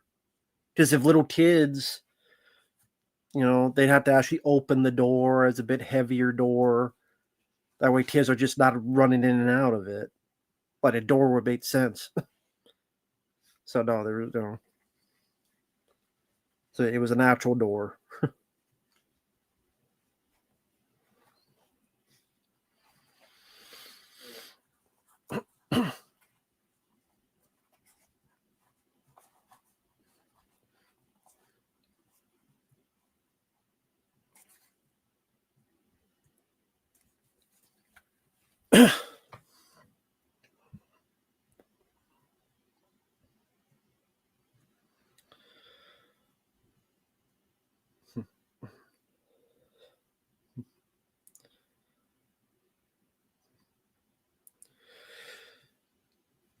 A door. That's one. I mean, they're not jerking it in the damn actual room.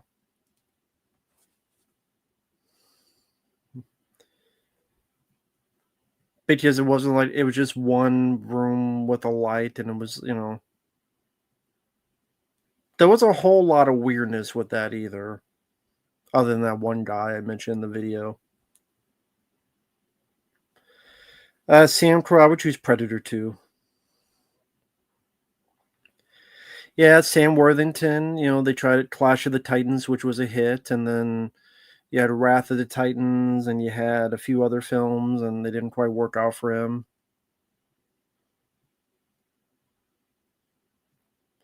Well, to be honest, Pork Chop, no one really remembers the original Attack of the Killer Tomatoes.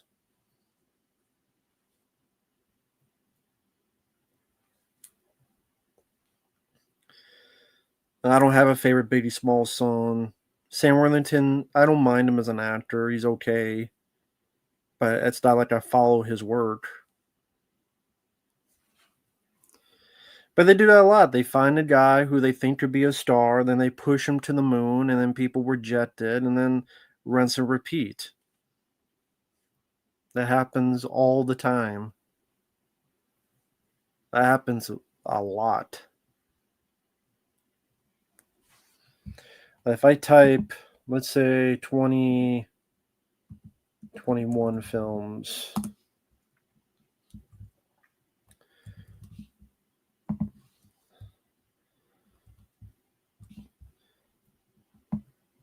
then let's see.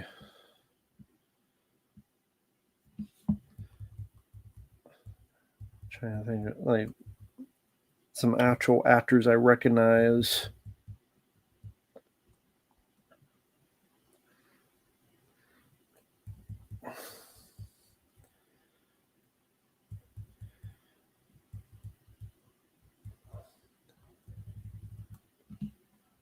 Hell, even fucking Margot Robbie. Did Margot Robbie I mean, she was in, the Quentin Tarantino film, Once Upon a Time in Hollywood. She was in, Birds of Prey and Harley Quinn. I just Barbie, to be fair. And she's been in bigger hits, but I don't hear Margot Robbie anymore.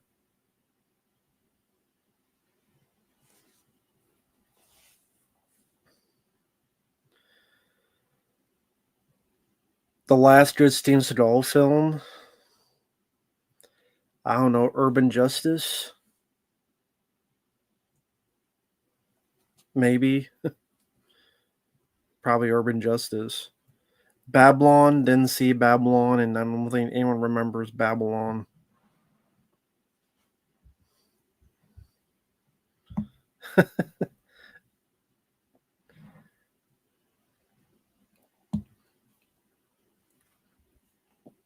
Yep, Robo Legacy, I like the Predator 2 soundtrack. Last good Arnold film that he starred in, The Last Stand.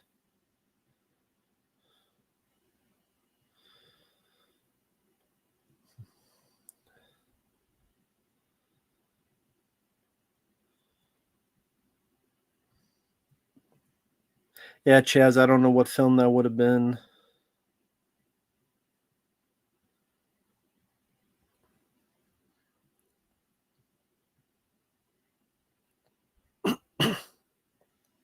Last great. Okay, when you say great John Carpenter film, I mean there's Carpenter films I like, but I wouldn't call them great. I would say last great was In the Mouth of Madness. And when you say great, not a Navy. I'm not a Navy SEALs. I'm not a big fan of that movie. Hey there. What does Gesundheit mean? It's same as bless you when you sneeze. When someone sneezes, you say Gesundheit, like bless you. It's like a courtesy to say when someone sneezes. If I say in a game, it's like a joke. So if someone says something I don't understand, I just go Gesundheit. I'm just being a smartass. Does Masters of the Universe ruin Dolph's box office hopes? I mean, he had The Punisher, but then that went straight to video. I Come in Peace bombed. Shonen Low Tokyo was barely released. I think those hurt his hurt that more because he still got the star in films, but then I Come in Peace flopped for whatever reason, and I showed in Low Tokyo, like I said, only a couple hundred theaters. Cry Macho didn't see. Scott Eastwood, well, yeah.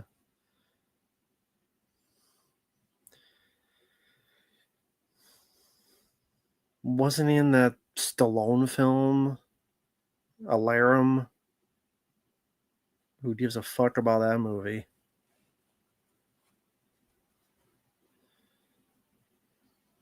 Shitty fucking film. I think that came out this year. Patrick Schwarzenegger, yeah, he's doing stuff. I don't remember the last thing he did, though. Zootopia, I like the first one. Sequel, I don't know. We'll see.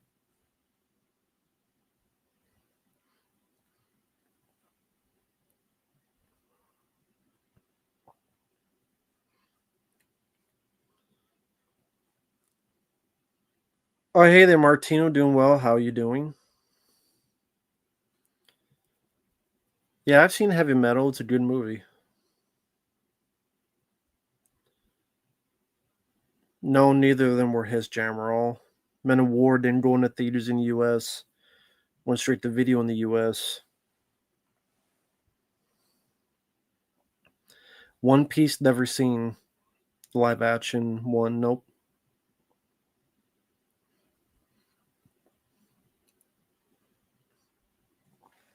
Patrick looks a lot like Arnold. Again, I can't remember the last film he was in.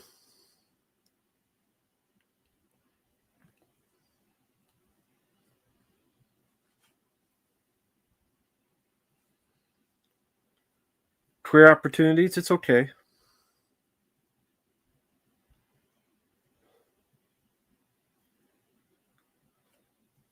No, Chevy Chase is just an asshole who's hard to work with. Even John Carpenter hated working with his ass because he said Chevy Chase was a dick. Because Chevy Chase has always been a dickhead. He just treats people like shit. He treats people like shit. He thinks he's better than them. He thinks he's funnier than them. Just like Community. He was on that show Community and he treated everyone like shit because he thought people should worship his ass. And he was like, "Yeah, this guy sucks." He just acted like a dickhead. A smarmy dickhead because he thought he was teen shit, which he wasn't. But Chevy Chase has always been that way. It's like Chevy Chase would talk shit about SNL, then when he came back for the host and Bill Murray and him got into a fight, well, more like a pushing match.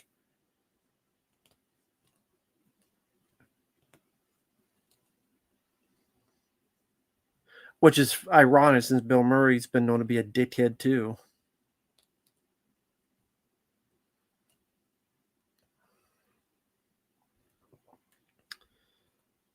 Neither Robo, I'm not a David Lynch fan. I haven't listened to either much of those, Diego, so I can't answer you.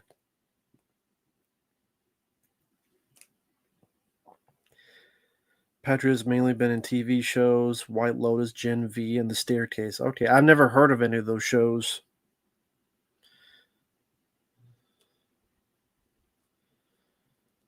I don't know, Jamal. I don't know.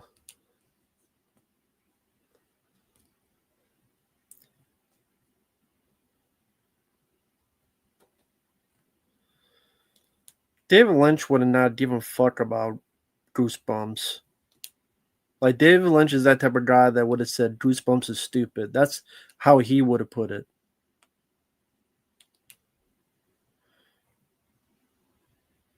I like Child's Play 1 and 2. I probably say I like the first one more.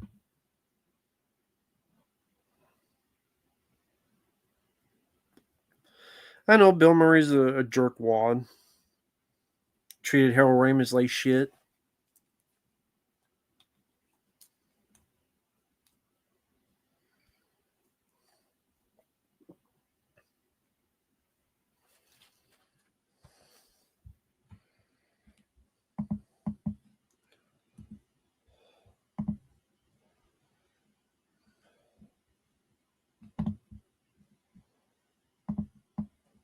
Let's see.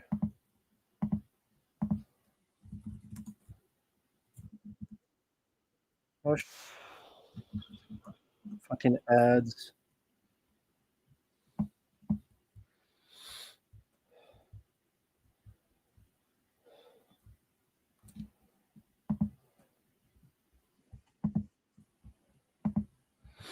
Just check this out real quick.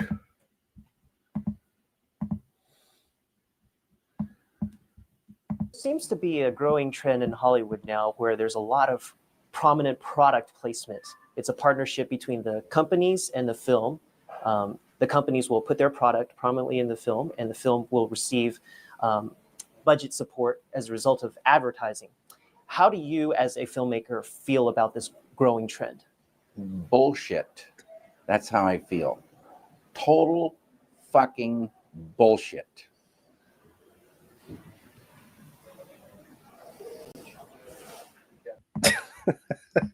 That's all you need. That's all he had to say.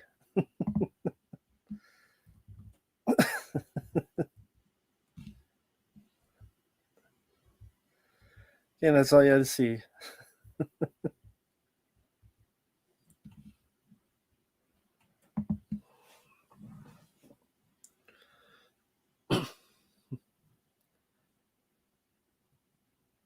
Yeah, I've seen Nothing But Trouble. I like the film.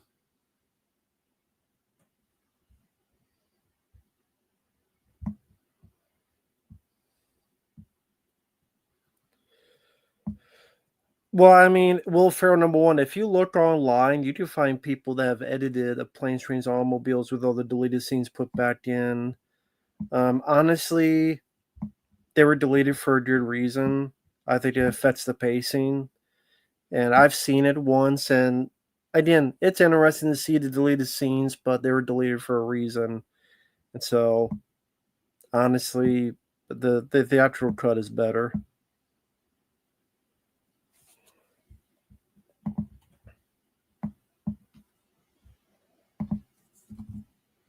So again, it was interesting to see it at least once, but it's not a good movie.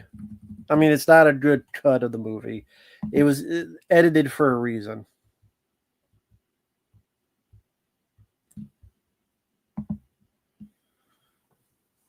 Yep, Sammy, I did. Fair Chris Farley film, uh, Tommy Boy. I reviewed Hall Pass. The film sucks.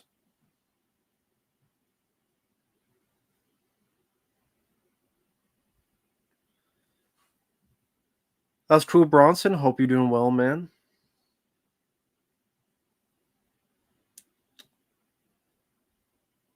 Yeah, I don't really care what James Cameron says nowadays. I could give a rat's ass what he says. Fuck James Cameron nowadays. I didn't. I don't give a rat's ass what he says. Guy's a fucking dumbass nowadays.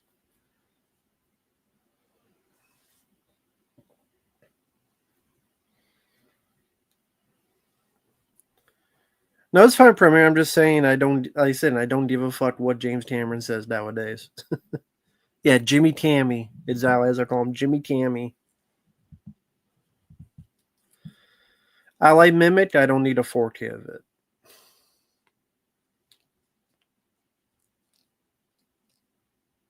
Well, yeah, Avatar films make a lot of money, and they will continue to make money.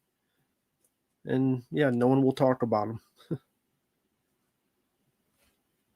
I like Black Sheep. A lot of people hate the film, but I always like Black Sheep. No, I lost respect for James Cameron because of all the bullshit of, well, I wish I didn't have guns in this movie now, the Terminator, and just all the shit he fucking has said throughout the years that made he just lost his fucking balls. Like I said, Linda Hamilton took him in the fucking divorce. Making new films I don't give a fuck about didn't help either. But then about like the fucking AI restorations of his films and all this bullshit. Fuck James Cameron nowadays. Yeah, a lot of stupid shit nowadays. No, I didn't see Avatar 2. Elsa She-Wolf didn't see.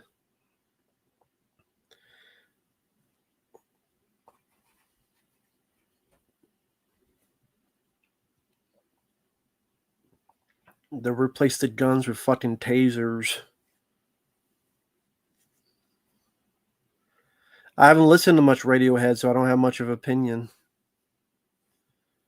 Testosterone is a poison. Kind of funny because one of his good buddies is Arnold Schwarzenegger, which his 80s career was Testosterone. Oh, cool. Yeah, that's thank you, Tim. That'd be cool. I love Tommy Boy. Black Sheep, I like. I like Beverly Hills Ninja. Almost Heroes. It's better than Wagons the East, but it's still not, I could watch the film, but it's a lesser movie. I never read the Goosebumps books. Never read them. How do you? I mean, there's no big story to it. Jimmy, Tammy, just rhymed, so I just said it.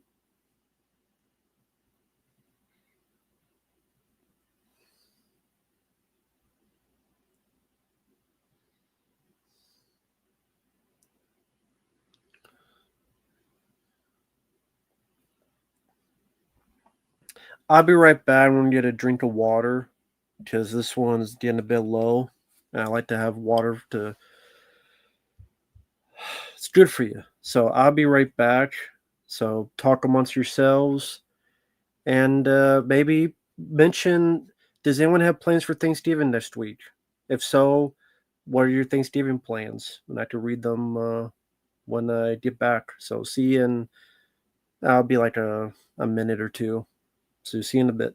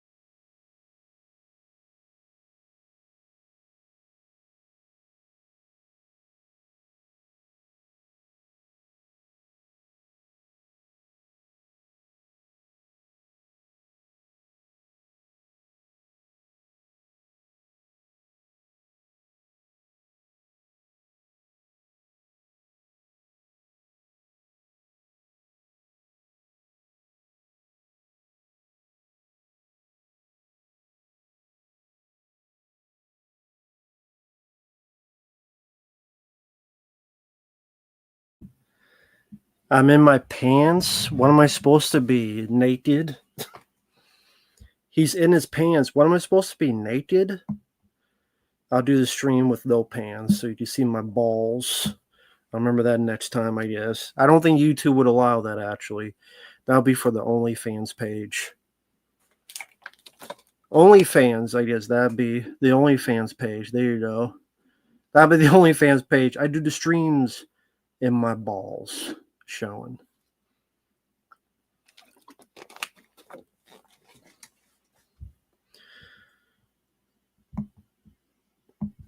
If you're wondering, this is why I'm commenting. He's in his pants. As opposed to what? Panties?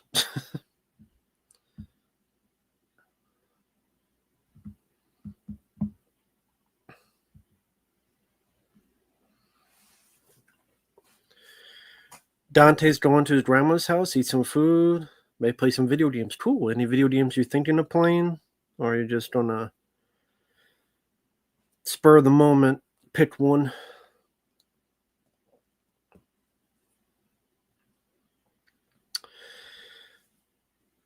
James Cameron films. My favorite is Aliens. Aliens, The Terminator. No, wait. Aliens, True Lies, The Terminator, The Abyss, Terminator 2.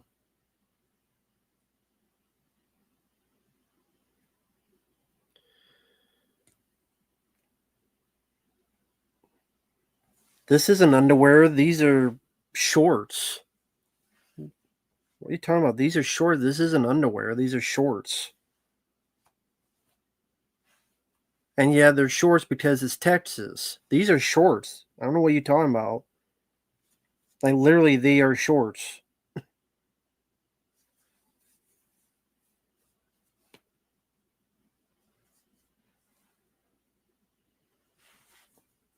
Like, these are literally shorts. What are you talking about? I wear shorts, especially in fucking Texas. In fucking Texas, when I'm inside, you damn right I'm gonna wear shorts. It's hot every fucking day in Texas. General, it's fine. It's just goofing off. It's fun. It's not a big deal.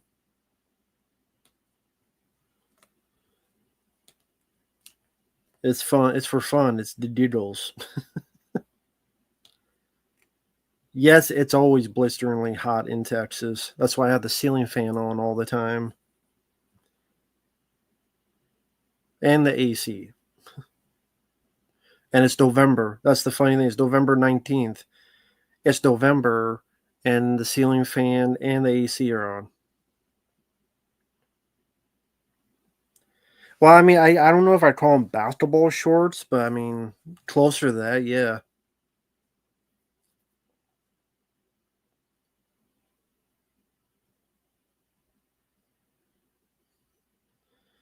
What the hell is ice cream shorts? Never even heard of ice cream shorts.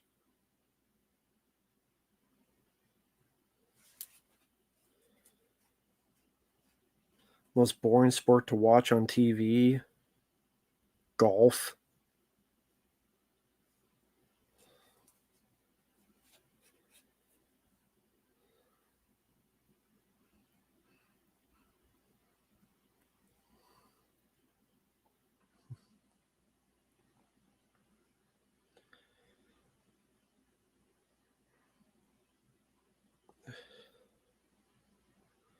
They'd be too tight around the balls for basketball, surely. I mean, I guess it depends if they want to look at it. I don't know.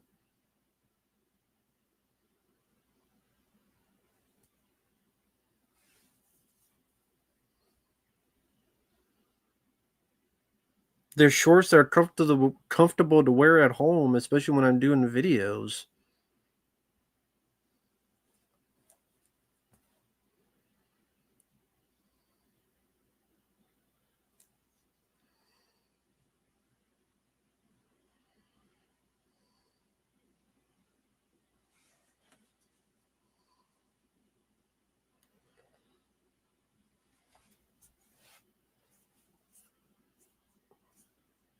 To be able to shorts designed like ice cream colors. I've never heard of that.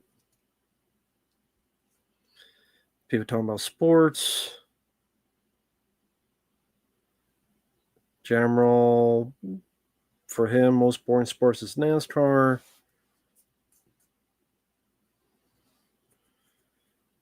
Nah, I'd rather watch golf than Night of Horror again.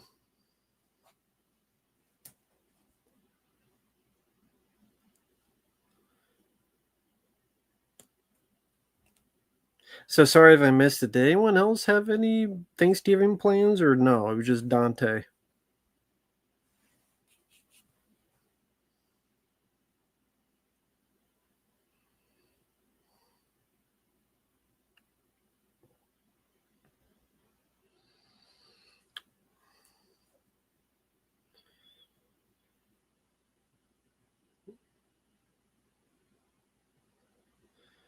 What are you eating for Thanksgiving? I don't know. I don't really plan that. Food, yeah. I'm planning to eat food for Thanksgiving.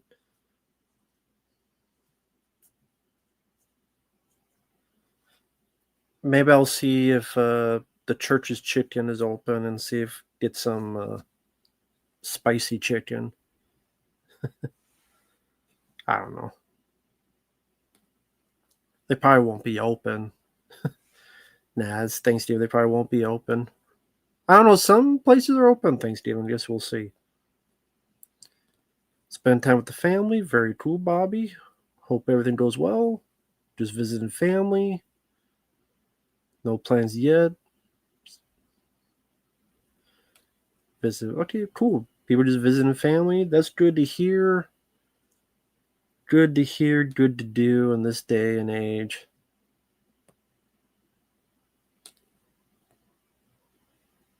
Lucas, I'm not sure what you're talking about. Well, yes, I am thankful for these shorts because they're short and they're shorter than usual shorts because it's fucking hot as hell in Texas. I'm thankful that this is at Walmart because I had to buy this shit for a while at fucking Amazon. And it was $30 at least for two 12 packs. So now I could go to Walmart as least as of right now and buy them for $6 a piece instead of $15 a piece. So I could buy like 5 of them for the same price, 2 of them, on fucking Amazon. So that's what I'm thankful for. I'm also thankful that got a little bit of this because this is the holiday and they brought this back for a bit. Just guess it was popular last year. And I like this. This tastes good.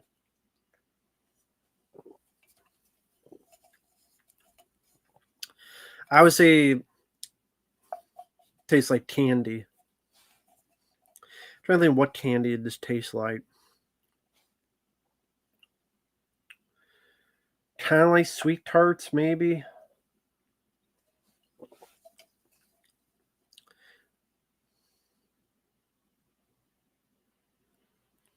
Yeah, it's a pretty good price for Mellow Yellow, which I'm glad for. I haven't had KFC in a long time. They don't have KFC around here anymore. They haven't had it for years. This is 7-Up Shirley Temple. It's cherry soda and pomegranate.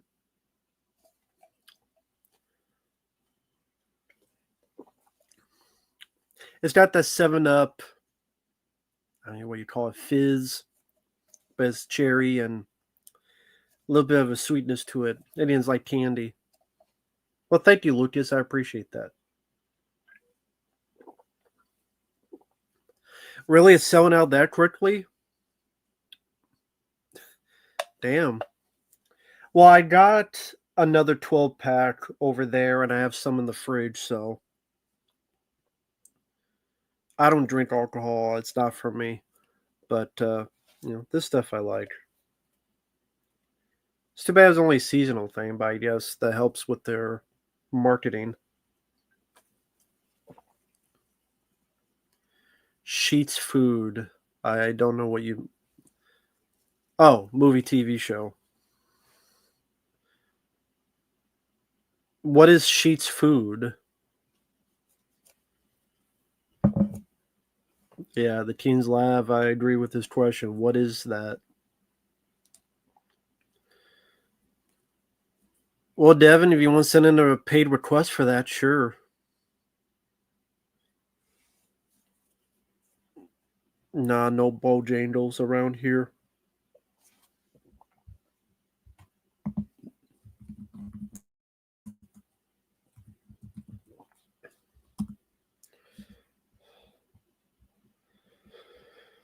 The nearest Bojangles is...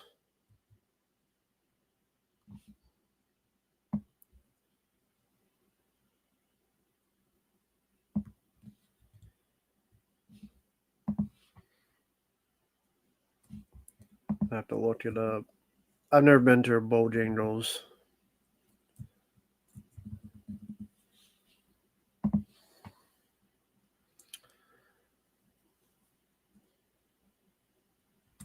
Oh, it didn't even pop up. Okay, something popped up. Yeah, can you show me how far it is?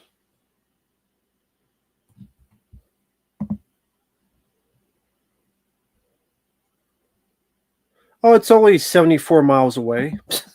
It's only 74 miles away, folks.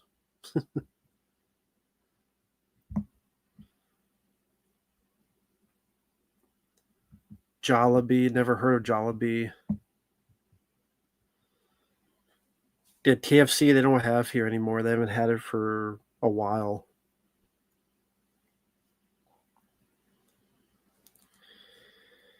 They haven't had KFC here for years. There's no Popeyes. Nah, they don't have In-N-Out Burger around here. Thought that was a West Coast thing, but nah, they don't have In-N-Out Burger. Take care, Bobby. There's a McDonald's, there's a Burger King, there's recently, I think, a Church's Chicken, and like Pizza Hut, Domino's. That's pretty much it. No, I think there's a Jack in the Box as well. But I wasn't big on Jack in the Box. There's no Carl's Jr., but there's a Jack in the Box. I mean, I wasn't that impressed with Jack in the Box. I'm like, I'd rather just get burgers at Burger King or chicken stuff at McDonald's.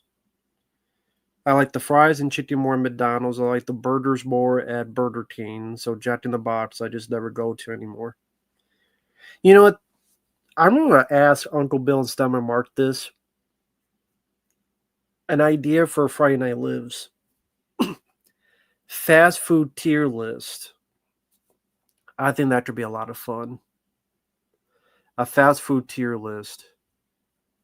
Because I know, I think Wes, CTA's they got to do like Thanksgiving food. I'm like, we got to do like a fast food tier list.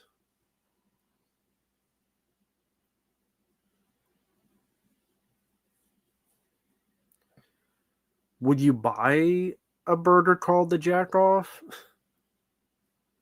Maybe you're in San Francisco.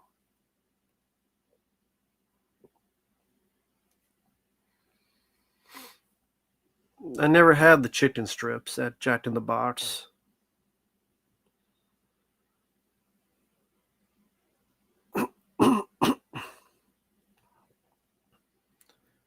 Old Spaghetti Factory. I've never even heard of that. My go-to order at McDonald's, honestly, nowadays, it's the chicken nuggets with basket of fries, which is like $10.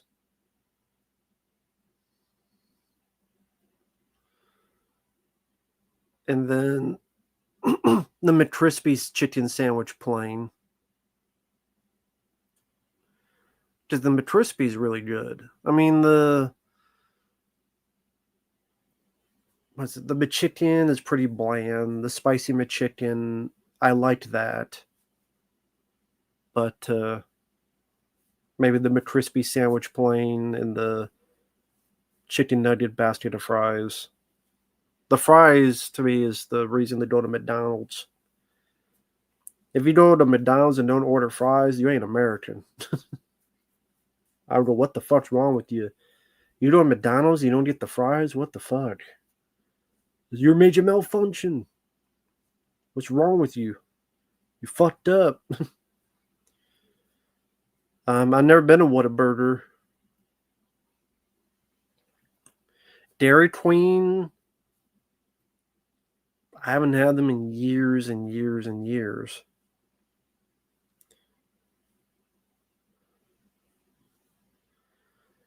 Well, what's funny, I mentioned the fast food tier list, and I'd probably be the one that have the least amount of input because I haven't been to a ton of stuff.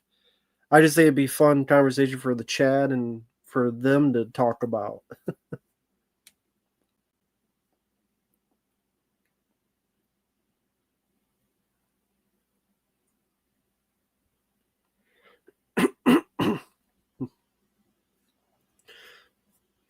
Sumo size fries. What's that?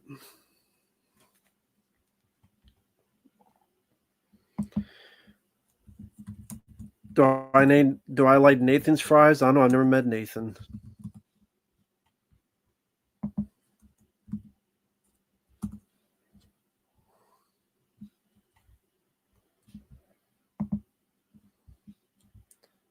What the fuck is this?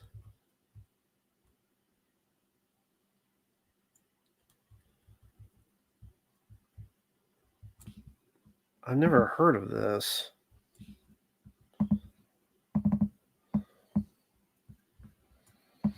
Okay, just wait. Let me see something real quick. Let me see something. Well, yeah, I gotta investigate something.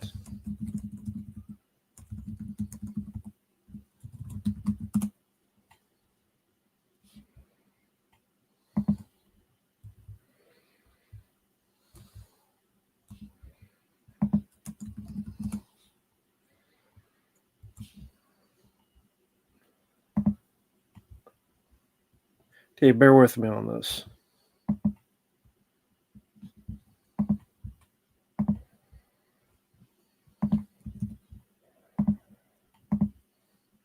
Shit, wrong one. Oh, damn it, that's right. Because I'm on Chrome, so I need to put it in the Chrome one. Keep forgetting that, because I keep forgetting I'm used Chrome. Because I rarely use Chrome, except for the... Shut up. No one cares.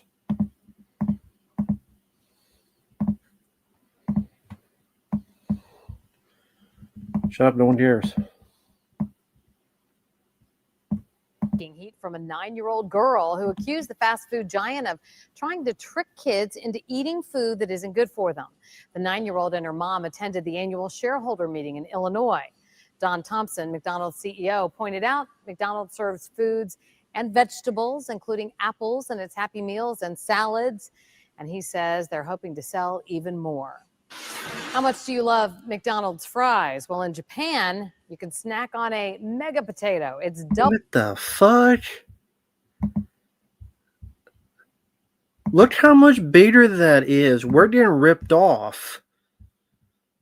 Look how much bigger that is. We're getting ripped the fuck off. That's double.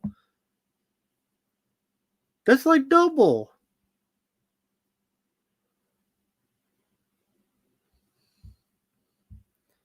Look at that. Look how fucking big that is. How much do you love McDonald's fries? Well, in Japan, you can snack on a mega potato. It's double the size of an order of large fries, has more than 1,100 calories, by the way. The mega potato is being billed as perfect for sharing. Fuck that, I ain't sharing shit.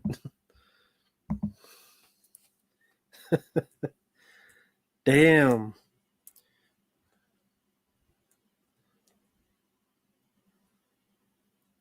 Oh yeah, the fucking Super Size Me guy that was full of shit.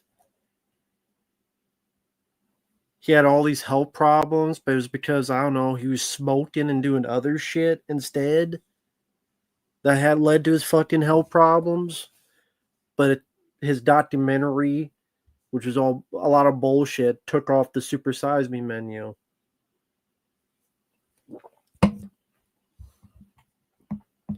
What a bunch of lies that was.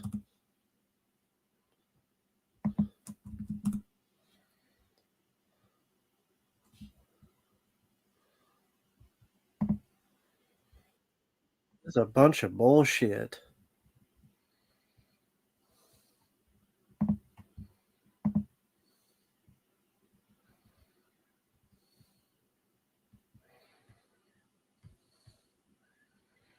Now let's take a look at this. Why not?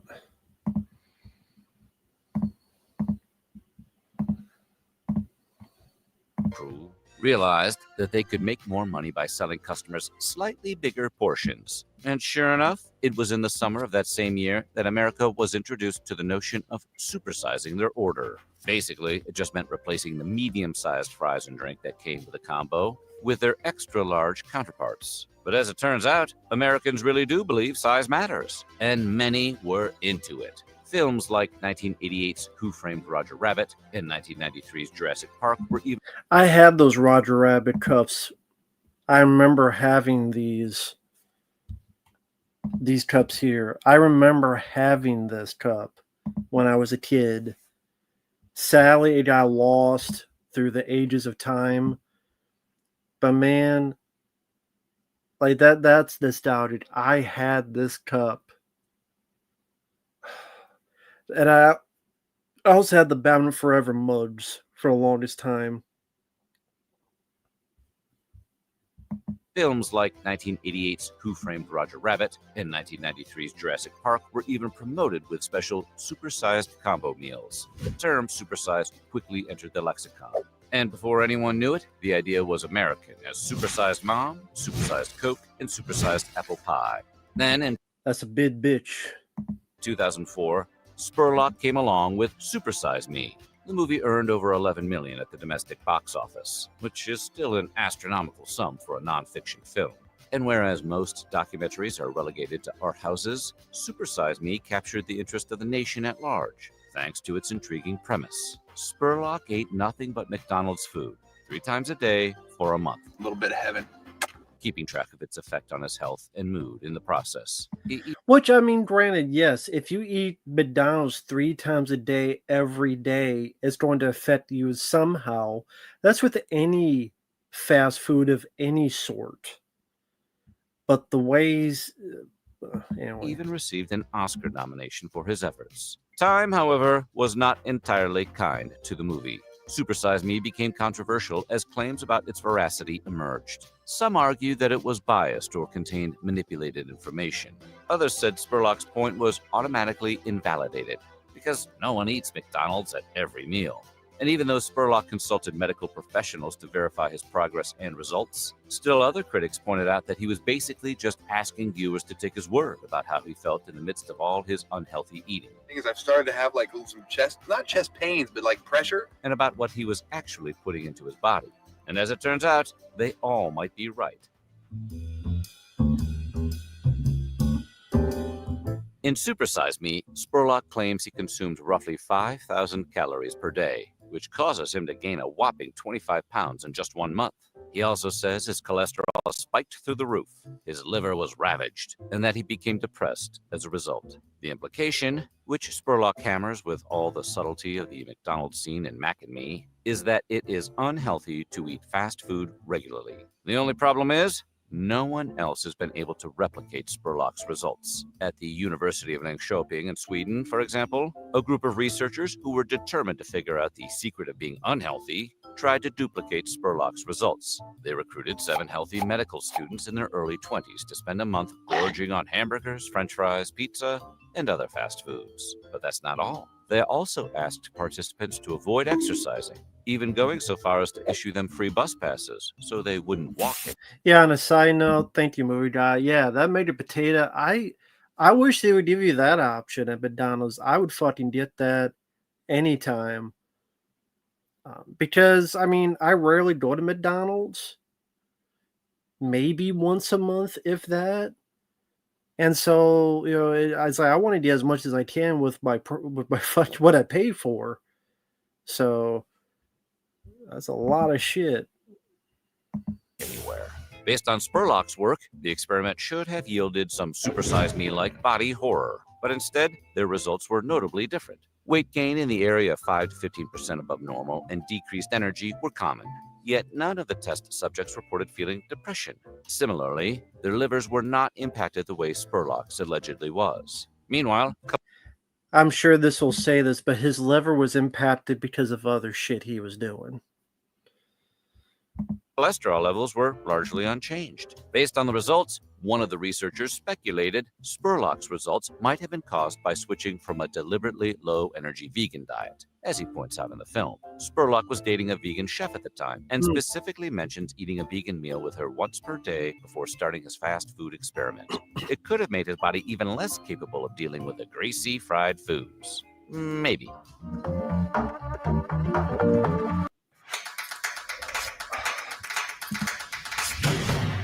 Yeah, just wait. Let's skip. Come on. Let me skip. Well, let me skip, you fucking asshole. The supersized success and cultural impact of Super Size Me spawned a number of imitators and spoofs. Right? And perhaps the most notable example came from comedian and former health writer Tom Naughton, who made... You mean the movie or the actual Super Size Me thing? Because I remember Super Size Me. I remember the Super Size stuff. I would, whenever we get the McDonald's, I would always want to get a Super Size.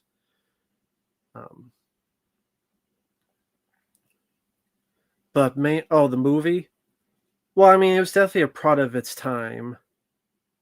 It was a product of its time. So it just depends how old you are and such. But I do remember people chatting about it quite a bit when it came out. The 2009 documentary, Fathead. To challenge the findings in Spurlock's film, Naughton set out to lose weight on a fast food diet and recorded the results. Oh, wait, this is a documentary called Fathead. Interesting. characters and spoofs. Right? And perhaps the most notable example came from comedian and former health writer Tom Naughton, who made the 2009 documentary Fathead. To challenge the findings in Spurlock's film, Naughton set out to lose weight on a fast food diet and recorded the results. His diet in the film is 50% fat intake, but he strategically plans his meals. In the process, he attempts to not only mock Spurlock, but also to correct what he sees as inaccurate information. But when I've discussed the merits of Super Size Me with my friends and associates, I've noticed a curious pattern.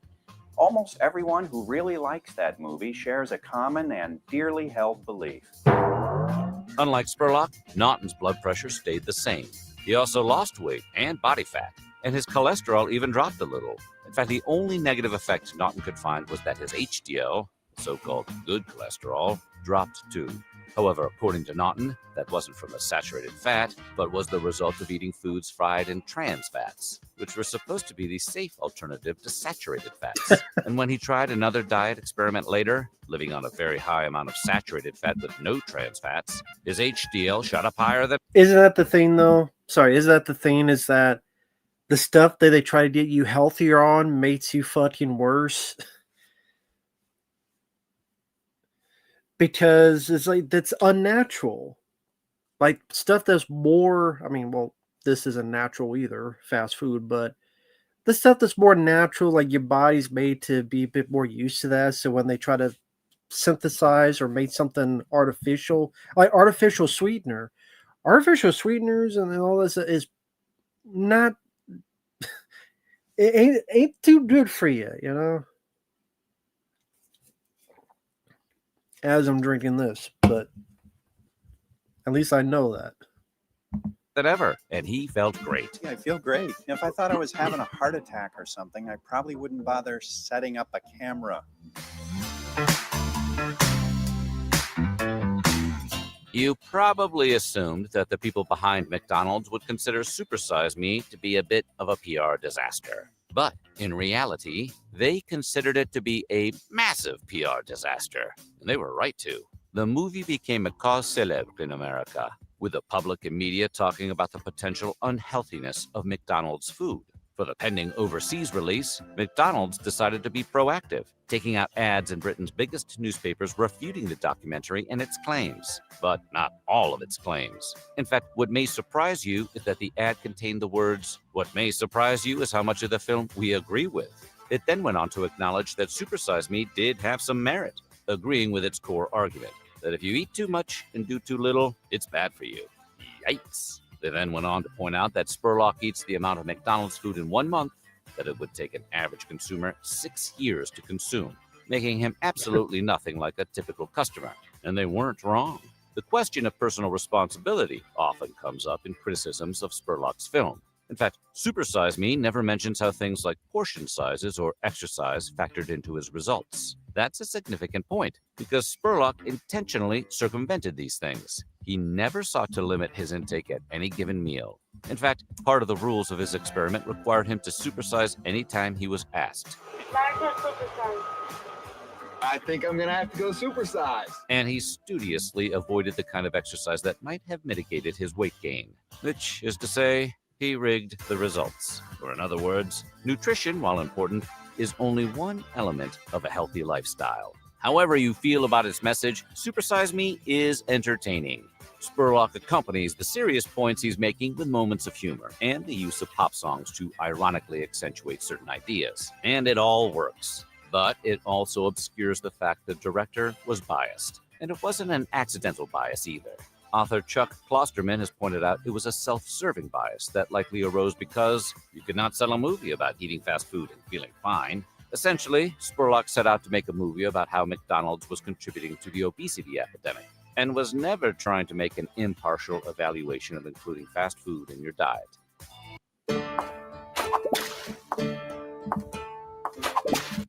Well, again, it's like everything else, whether it be cigarettes, whether it be alcohol, whether it be soda, whether it be anything, you got to take personal responsibility to what you do to your own body. And yeah, this guy did pass away, but it was from cancer. Had nothing to do with McDonald's or anything. It was from cancer. So. Had nothing to do with McDonald's. Everyone knows fast food isn't terribly healthy, but Supersize Me makes the situation seem downright alarming. While evaluating his progress at the end of the film, Spurlock's doctor tells him he has liver damage because fast food is pickling his liver. The results for your liver are obscene beyond anything I would have thought. Indeed, the suggestion that fast food could be harmful to a person's liver was one of the film's more eye-opening moments. The thing is, Spurlock was lying. Or rather, he was hiding something significant. At the beginning of the movie, he claims to be in good health and denies alcohol use to his doctor in his initial checkup. Any alcohol use? Now, none. But in a 2017 social media post addressing sexual harassment allegations made against him, Spurlock wrote that he had been consistently drinking since the age of 13. And Well, look at that. Consistently drinking since the age of 13. Have not been sober for more than a week in 30 years. Isn't that kind of hypocritical? Oh, McDonald's is so bad. But I don't want to drink, consistently for 30 fucking years. Why didn't they do something on alcohol?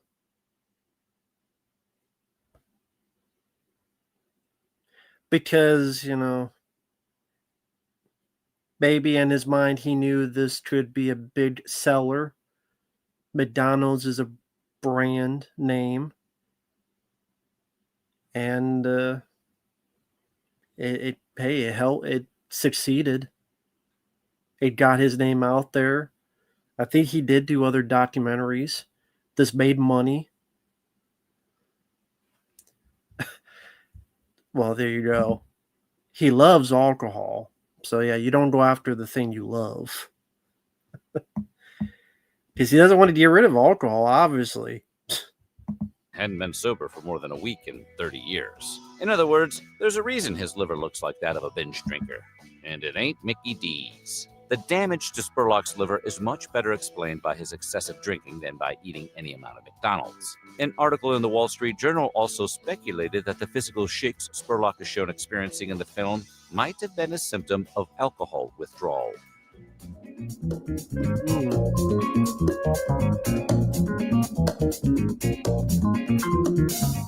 Yeah, it was cancer he died from. So, I mean, perhaps. You might recall hearing that Mickey D's was so freaked out about Spurlock's documentary that they ended their supersized promotion permanently. Well, that has become part of the film's lore. Like so much else about Supersize Me, it may not be entirely true. It is accurate that McDonald's scrapped supersized foods and drinks at the end of 2004, but the company denied it had anything to do with Spurlock's documentary, instead calling it an act of menu simplification. According but that's a bit of a convenient. Don't you think that's a bit convenient that the time you take it off is when this documentary came out? But it's like, well, we don't want to say it's a documentary because that's admitting that it's true and it's our fault. And it's like, we don't want to admit fault, but we better take it away because now people are bad-mouthing this Supersize Me thing, and we don't want to be judged anymore, and PR is everything. Yeah, PR speak. It's like, well, we can't say that he's right, or we think he's right, or people think he's right, but we don't want people looking at Supersize Me and say, oh, yeah, I like that documentary. So, hey there, Freddy Lit, I'm doing okay. to McDonald's, it's because supersized French fries were not an especially popular item. So while they didn't rule out bringing them back from time to time in special... Bullshit. Everyone I knew got Supersize Me fries. Bullshit, it was not a popular item. My ass. Everybody I knew would get the Supersize Me fries. So if yeah, that's total fucking PR speak. They were popular as fuck. Everybody I knew back in the day got Supersize Me fries. Not popular item, my ass. Fries are like the thing people talk about the most with it. What's funny, we just passed by that. I'll actually, funny enough, you just got in here. Hope you're doing well. How you doing? It's been a while since I've seen you, man. WCW fan. How's everything going? But yeah, we just saw that here. I consistently been drinking since the age of 13. I've been sober for more than a week and 30 years. So yeah, it's funny you got here because we just passed by that stuff. But yeah, that's bullshit. These were a popular item. Bullshit. Promotions, they felt it was time to phase them out. That being said, according to Bloomberg, McDonald's menu would only get more complicated in the years to come, ballooning from 60 to 145 items between 2007 and 2014. At the very least, that has to call the whole menu simplification rationale into question. It's also important to remember that the Golden Arches felt threatened enough by Spurlock's film to take out a full-page ad in the paper. So, much like Super Size Me, we should take McDonald's explanation with a grain of fry salt. So what do you think? Did you believe what you... I think he was full of shit and he died from cancer from fucking drinking too much. That's what I think. So, there you go. Anyway. Also, yeah, kind of weird he was drinking, says he was 13 years old. A 13-year-old drinking alcohol? But, yeah, he loves his alcohol, not McDonald's. That's why he didn't do a documentary on alcohol.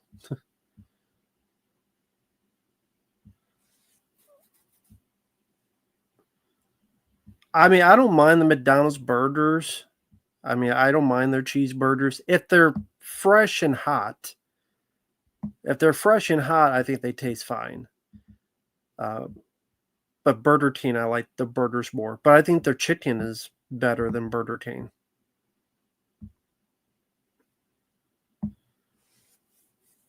Yeah, I like Driver Dart Hero. Hey there, Break All. Not bad. Got a cold, unfortunately. Oh, I'm doing okay. I'm sorry you have a cold. I know how that could be a pain. They take forever to go away. Hopefully it gets better soon for you before the Thanksgiving holiday. But I mean, since people, I don't even know. Oh, we got on this conversation because of people were asked about fast food. How did the conversation even start? Oh, I started with the tier list. That Deadpit's doing a tier list on Thanksgiving. I'm like, it'd be funny to do a tier list on fast food. Then it got to this.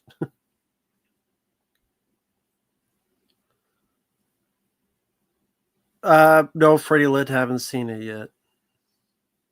It may be a while before I get to it, so just bear with me. But yeah, the French fries are great. Burger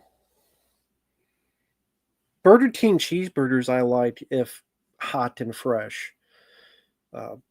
Burger King burgers I do think taste better, but I like the flame broiled taste more.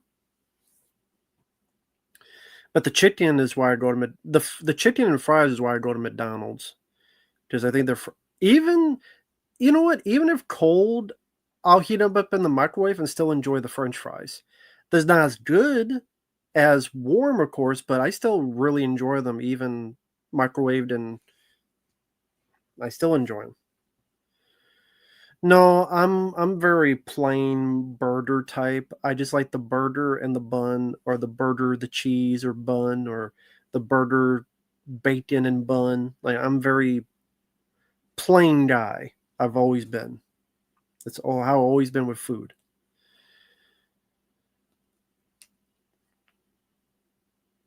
But yeah, the flame grilled taste I do like. That's why if it's burger, I would prefer Burger King. If it's chicken, I prefer, like, the McCrispy. I think tastes really good at McDonald's. Fuck the pickles, though. Nah, they don't have Shipley's around here. Well, Dark Hero they should have done instead of the first one, because I think Dark Hero is a better movie. No, I never saw that one, Meadowland. think it's funny. Early in that video, there was the Who Framed Roger Rabbit cup, and I talked about that, and I also had the Batman Forever mugs. Might have had the Flintstones ones back to the day as well.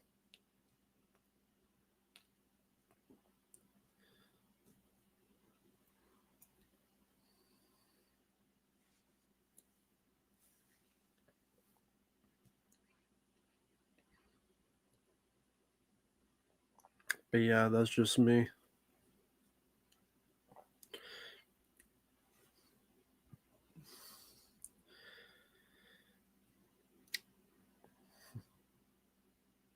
So yeah, people are just talking about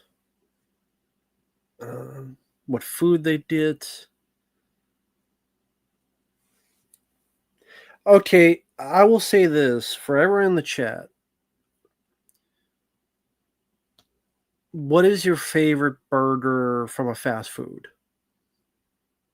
Or favorite sandwich? I'll say, what is your favorite sandwich from a fast food place? Any fast food place, what is your favorite sandwich? And you gotta mention what the fast food place is. Your favorite sandwich from a fast food place. Go ahead, guys. What is it? He did it for a month, but yeah, a lot of what he said was bullshit. The Baconator from Wendy's.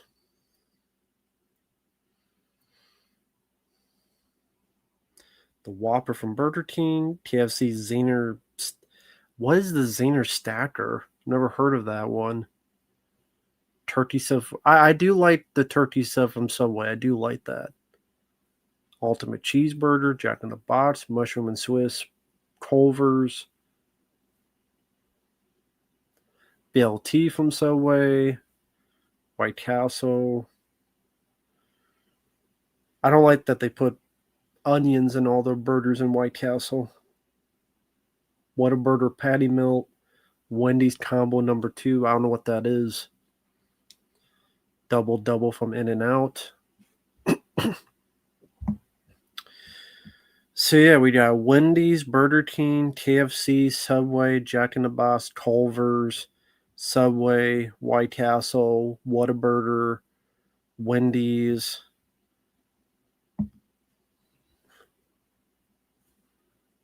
Two Zener fillets, cheese, supercharger sauce, chili jam. Chili?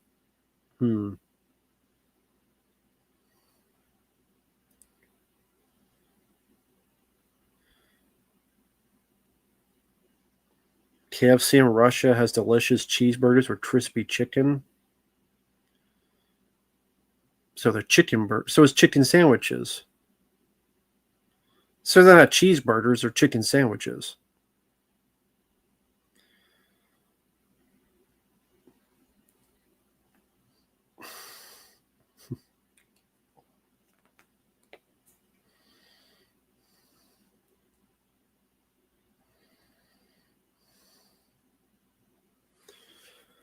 Double baked cheeseburger from Five Guys. I mean, I don't know what those Five Guys did to that burger. I don't know if I want it from the Five Guys. I don't know what all of them did. They might have given their special sauce to it. Wendy's I haven't had a long time, but I remember liking them. Never had Jimmy John's. I do like Subway. I just get the turkey and cheese. I do like those. Those taste really. They just, weirdly enough, they tasted healthier when I got that at Subway. Maybe because it's not fried, so that's why it just tasted. I mean, when I want to eat healthier, I'll just get Subway. As dumb as that sounds.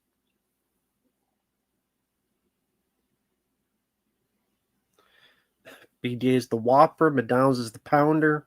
Sounds like a sex thing. Do you want the Whopper or you want the Pounder? I want the Grabber. What fast food has the Grabber and the Shaker? The Whopper, the Pounder, the Grabber, and the Shaker.